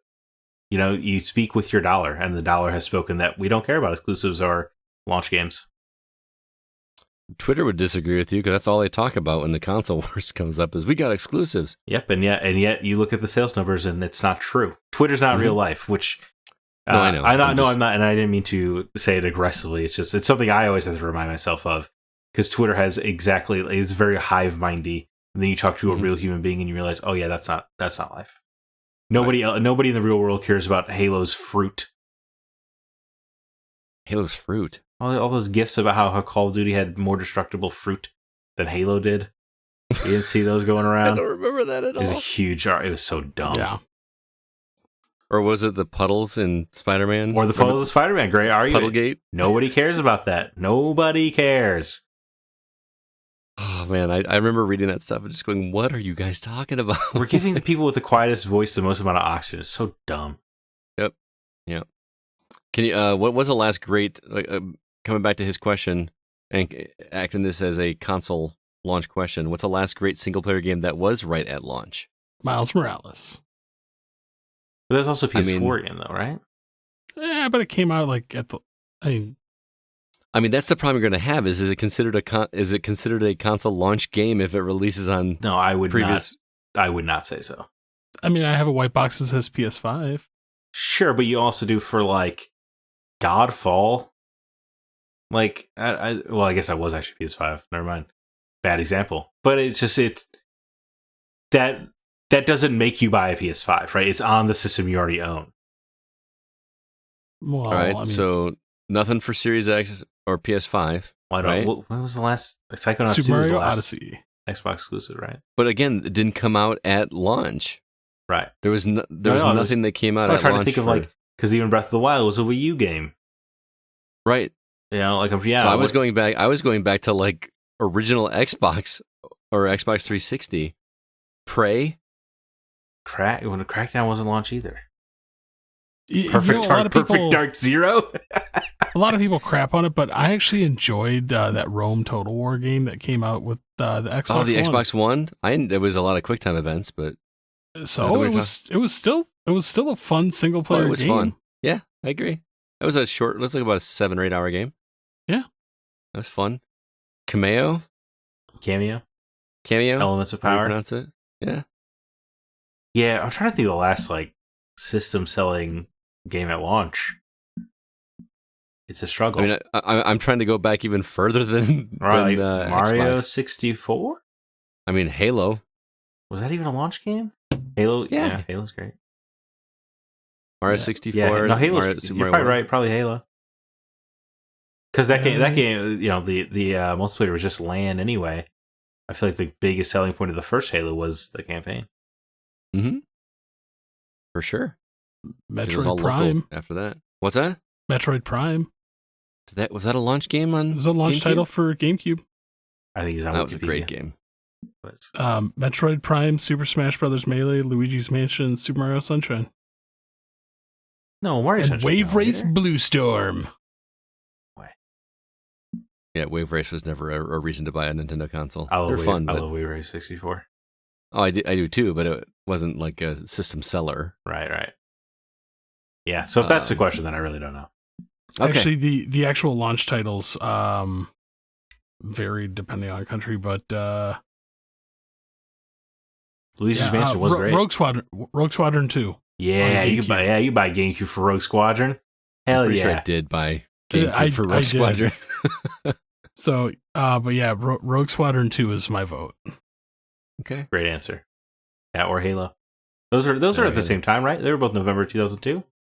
I believe so. GameCube and Xbox? I believe the GameCube came out a little after. Okay. Do you remember how easy it was to get an Xbox, by the way? You remember how easy it used to be to get a console? Yeah, like it wasn't a big deal. It wasn't like PS4 and Xbox One. Xbox One was a disaster, but PS4s were not this difficult to get. Yep. So those darn 80s cops, chip shortage and ray tracing. Oh, man, remember how poorly the Xbox One did at launch? Holy crap. Yep. That was embarrassing. It was. Thank God the Series X is selling out. Thank God they turned that around. Shout out to Phil Spencer. All right, Zach, why don't you take the next one? Sean Coates asks, what's a game mechanic or feature that you hardly ever use beyond a forced tutorial or story moment that incorporates said mechanic? One example of what I mean, I hardly use the guns for hire or animal companions in the Far Cry games. I never use melee. Almost every shooter has a melee in it, and I hardly ever touch it. Even like in Fallout, there's like a melee path you can follow, which CBN, you told me you did one time. It's fun. I can't. I don't like close combat. I like attacking from a distance. I actually comes from Fallout, the VAT system. You don't use the VAT system? No. Madness. Get out of town. That doesn't make any sense. I build my characters one of two ways: spray and pray gun or melee. Why would I need the VAT system?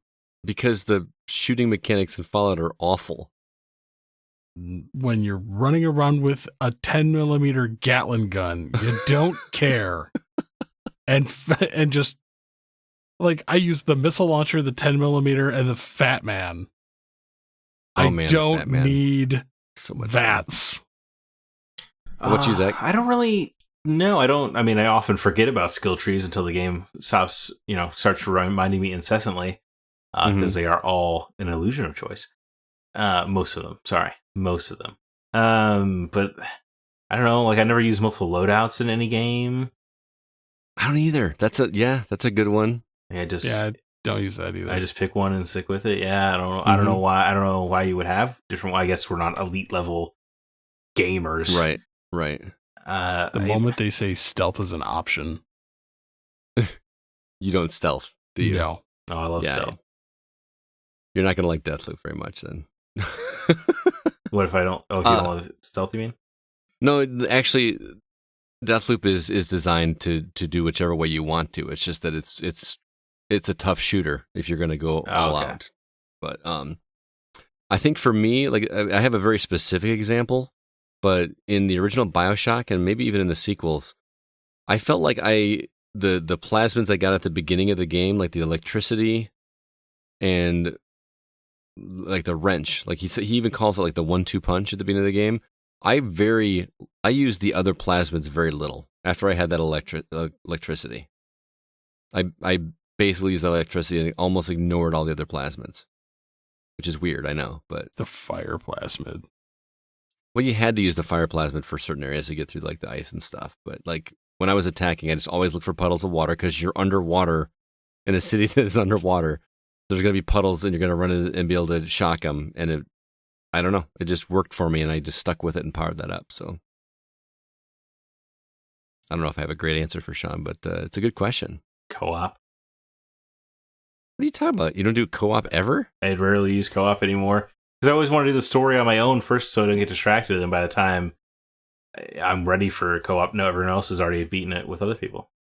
You know what? You're probably right in the past few years, but I think I played through Gears 5. Not Gears 5, Gears 4. I played through co-op first time. I'm just worried people distract through the story. You just gotta get a good friend.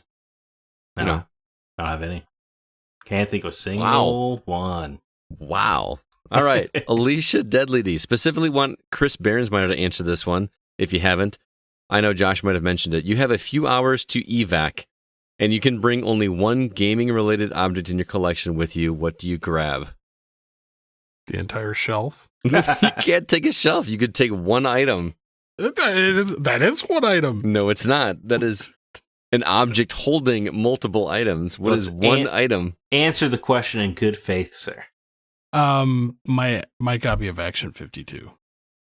Because I Alright. legitimately think that's probably one of the few things in that room that I can't replace. Nice. Very Everything nice. else is insured, and I could probably find other copies. That one I can't, just because of the fact that it's like a prototype version. Yeah. Good call. Zach? Oh, my, definitely my Nier Automata Black Box Edition. It doesn't do anything but get rarer and more expensive, so it would be a real pain to replace.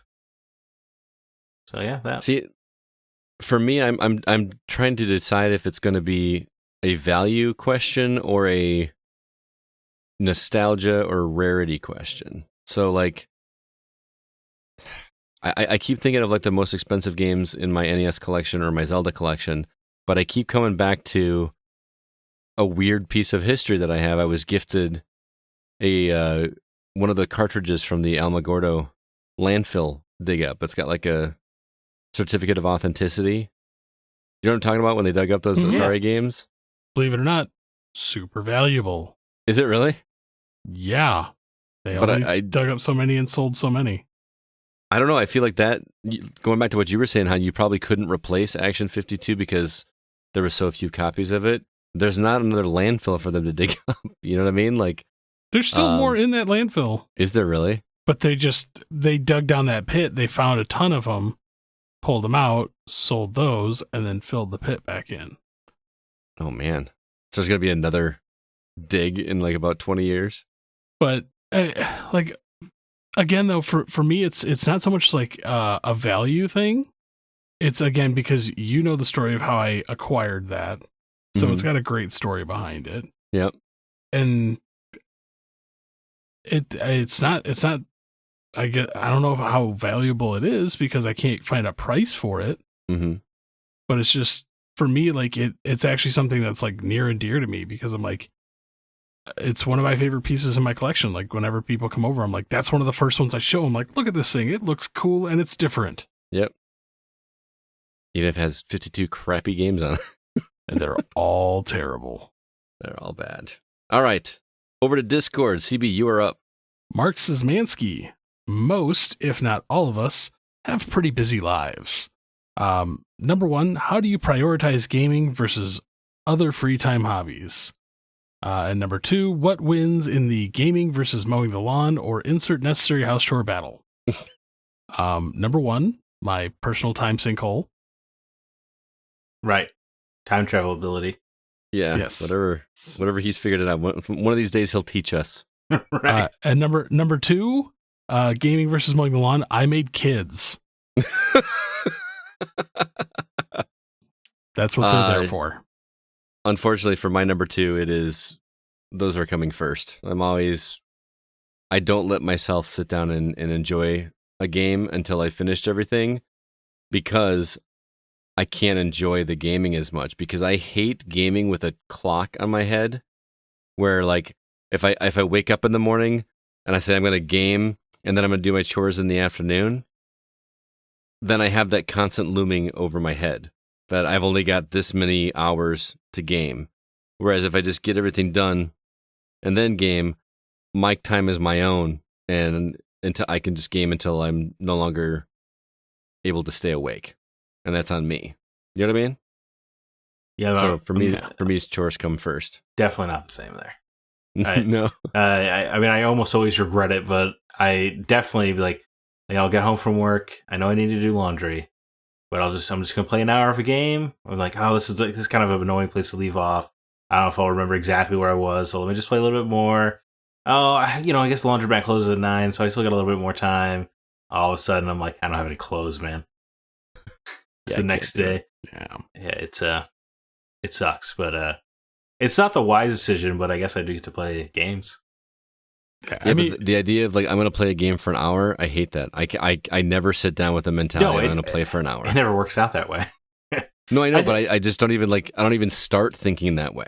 It never like comes across my mind that I'm going to sit down for an hour. No, when I sit down, I'm sitting down for a gaming session. Right, and I think my mind it's easy to push the chores to the periphery because just for work with how long public transit is and everything, it takes up such a huge chunk of my day. Right, that I really feel like I've earned the ability to play games. It's ridiculous. Yeah. I hear you. As for the first part of his question, how do you prioritize gaming with other free time hobbies? It's getting tougher.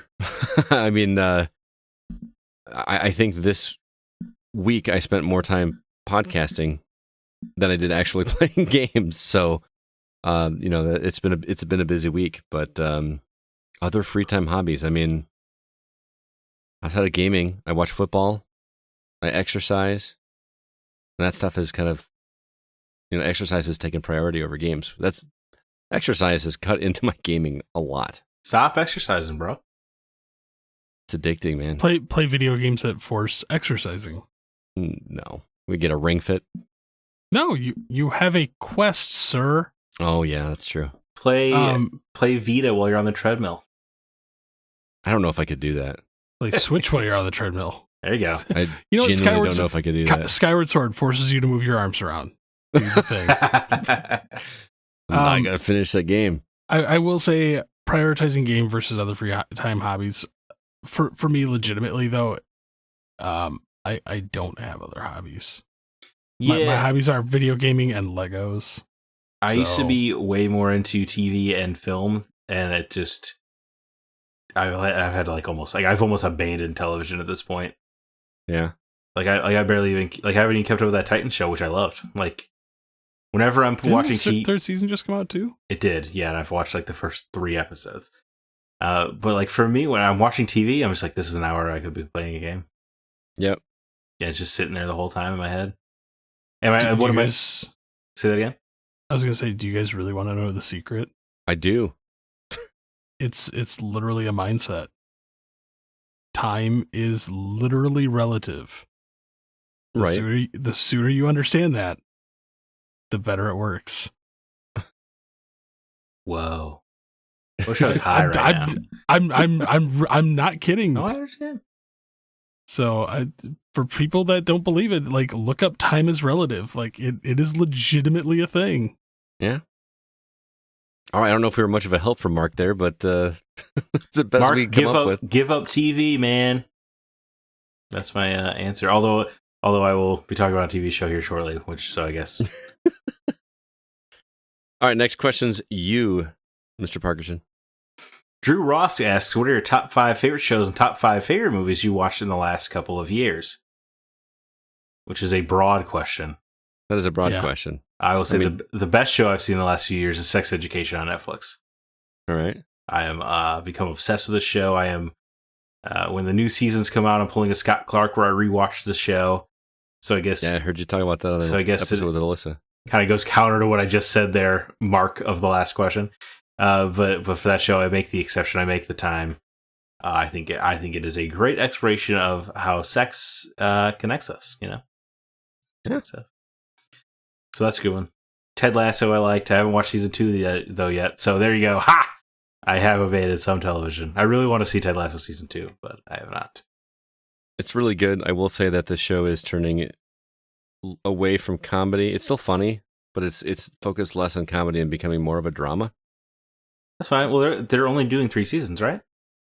I have no idea. I thought that's what Mr. Sudeikis said. But it's still really good. I feel like the comedy drew you into the characters, and the drama, you can't not watch the drama because you're invested in the characters after being pulled in with the comedy. So it's really good. But that was on my list. Ted Lasso, Game of Thrones. I don't know if Breaking Bad counts. I did rewatch that series a couple years ago. It just says favorite 5 that you've watched in the last 5 years. Yeah. Leftovers. Please watch Leftovers. Did you watch that one yet, Zach? No, I have abandoned television. Did I just say this? I know. I just didn't know how long ago. I couldn't remember how long ago I recommended it to you. Just like a month or 2 ago. Whenever you rewatched it, it was like a month or 2 ago. Yeah, and I actually convinced one of our listeners, Thomas, to watch it, and he has finished season 2 today, and he started on Friday. So, he's digging it. That show's really good. The show You on Netflix, also very good. Don't know that one. It's about a stalker. It's like Dexter, but about a stalker, and it's very good. I mean, it definitely is unnerving. So if you're uncomfortable with that material, don't do it. But it is fascinating, kind of viewpoint. Yeah. One of my top 5 movies, I don't want to say because I was going to do it as my recommendation at the end of the show, but I just watched it last week. I feel like I don't watch movies that much anymore ever since the theaters and the pandemic and everything. I think I've been to the theater like 3 times since everything went down. So I haven't really seen anything. Anything I watch is on is like on Disney or Hulu or whatever, and even then it's usually just older stuff. So yeah, Promising Young Woman is an incredible movie that came out. That's a really great one. That's a good call. That comes to mind. But yeah, I'm trying to think of like Zack Snyder's Justice League. Love that. I'm trying to think of like movies that have truly blown me away. I feel like it's been a while. I mean, and a lot of that is my fault for not making the effort to watch them. I've been focusing on games. Yeah, and I have been trying to explore smaller movies again that aren't superhero, like The Green Knight, which I thought was a bit of a wank fest. But yeah, I don't know. I was actually thinking about renting that, so thank you. Don't. Is that Aronofsky? Or is it Aronofsky like? It's Aronofsky-esque, I would say. Yeah, definitely. Yeah. That's true. But I don't know. Like, I'm trying to. Like, I haven't been like blown away by a superhero movie that wasn't Zack Snyder's Justice League in like a long time. WandaVision, that's a great show. I love that show a lot. Oh, that's a good call. Yeah, I'll add that one to my list too. I know you didn't like it, but Endgame was a ton of fun for me to watch in the theater. Infinity War was great. Endgame sucked. Did I watch Endgame with you, CB? Yeah, you were with me. We were sitting in the theater together. We were like in the 3rd row, and there was a girl crying next to us. I cried. Yeah. So, man, mine's really easy. Yeah. Letterkenny. What If? Oh, wow. That made your top 5? Dude, I absolutely love it. I think it's great. Isn't it great? Mandalorian. Oh, God. I don't know why I didn't put that one on my list. That should be on mine, too. Why? What is wrong with the both of you? It's probably because season 2 sucked. Shut up. I thought it was season 2. Season 2 had moments. I like the Boba Fett stuff. I cannot stand Forrest Gumping your way through the Star Wars universe. Shut up. It's awesome. Can't do it. Love season 1, though. You're right. That it's worth recommending just for season 1. Yeah. The Good Doctor. And Captain America. Falcon and the Winter Soldier. I still have not watched that. I loved it. Very good. As far as movies go, Alien, Top Gun, Free Guy. Oh, I watched that. I still haven't seen it yet. I loved it. I don't think it's. You couldn't make me watch that movie with a gun to my head. It's just dumb fun. I've never had a movie unsell itself faster. I really liked it. For me, it was just good, dumb fun. I've heard nothing but good things about that movie. I have yet to see it. I'll tell you. Yeah. Aaron Peterson, the Hollywood Outsider, said it was a great video game movie, so I'm pretty assured that it's a terrible video game movie. No, it's actually a fairly decent video game movie. I still feel like that comment stands, though. And we'll be getting texts. You'll be getting texts. I won't. He don't have my number. I said it to him when he recommended it, so he already. That's funny. Yeah. All right, finish your list, CB. We gotta go to the next one. It's basically just movies I've seen before. Okay. Loki was cool. Disney Plus is doing very well. I agree. Was it still like only $6 a month or whatever for that service? Yeah. If you have Verizon, it's free. To be able to watch any Marvel or Star Wars movie whenever you want to, the click of a button. Right. It's almost worth the $6 just for that. More than worth it. Stefan Rombing, if you got to meet up with your favorite video game character, who would it be?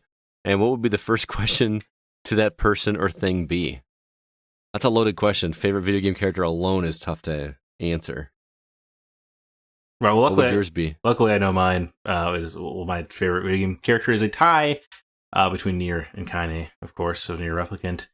If I got to meet Nier, I would ask. I don't know. I would probably just talk to the poor boy.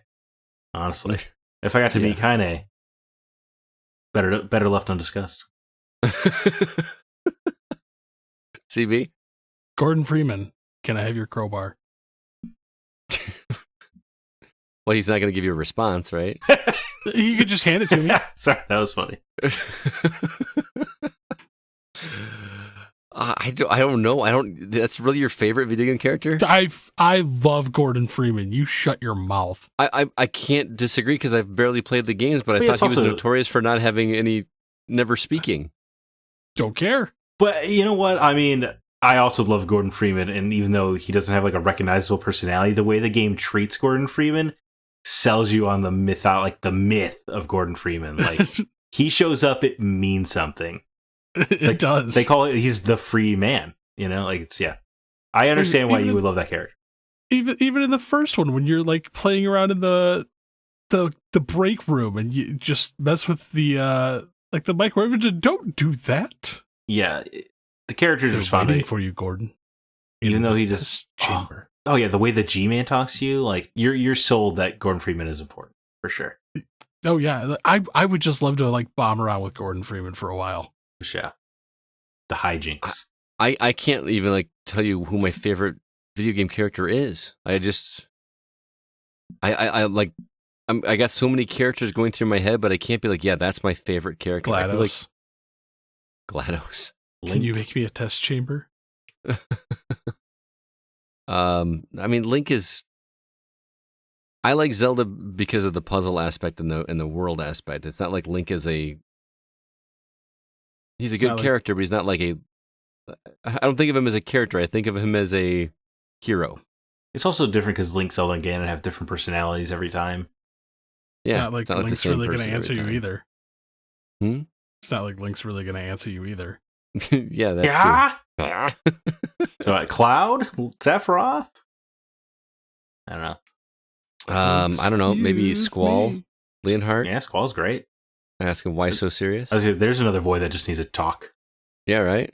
Yeah, you know, it would be fun to hang out with Nier and just commit a genocide. That'd be nice. Wow. Dark turn. CB, you get honors for the last question.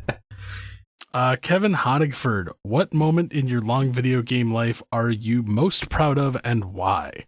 Maybe a game you beat, maybe an event you attended, or maybe something you wrote. Can I answer this one first? Go ahead. R2V2.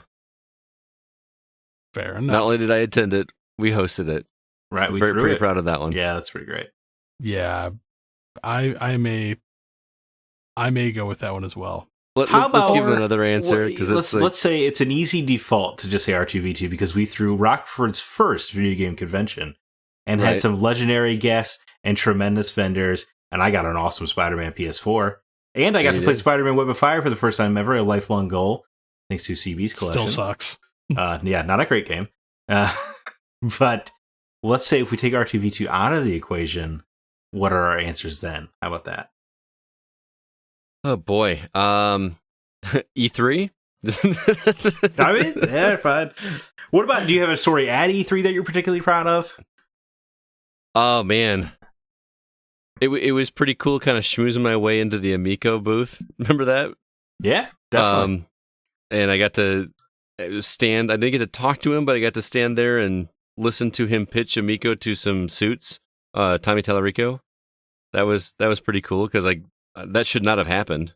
I just got to talking to the dude that like brought Tetris to the United States, and he let me in to see the Amico before it was out. That was kind of cool. I don't know, but I feel like E3 is another easy one. That's really good. That's why I asked for a specific story from you. Okay, Mine's easy. all right. Having John St. John recognize you. Yeah, that's pretty good. Walking over, hey John, hey Chris. I'm like, he knows my name. Can we go drinking now? Yeah, that was pretty good. Bombing around. Well, you weren't there yet, man. No, I heard you talking about it, man. I know, but just bombing around with him at the Midwest Gaming Classic. I was there the next day. Yeah, the next day. But when John was drunk and just hanging out with John was hilarious. Yeah. Zach, you got one? Yeah, mine are honestly all kind of E3 related as well. I liked that when I definitely got us into the PlayStation media room that was a good one. Definitely probably not supposed to be in. I like, despite the Shadow of the Tomb Raider demo saying they didn't have room, getting us into a demo of Shadow of the Tomb Raider. Mm-hmm. That was pretty cool, but I worked a little charm there. That felt kind of nice. But I think my proudest moment was when, friend of the show, Sissy Jones, was kind of touring us around E3 and introduced us to Melissa Hutchinson, who plays Clementine in Telltale. And she let me know that the head writer, or that one of the head writers of The Walking Dead was the director of those Batman Telltale games. And she's like, "Oh, he's just right down there."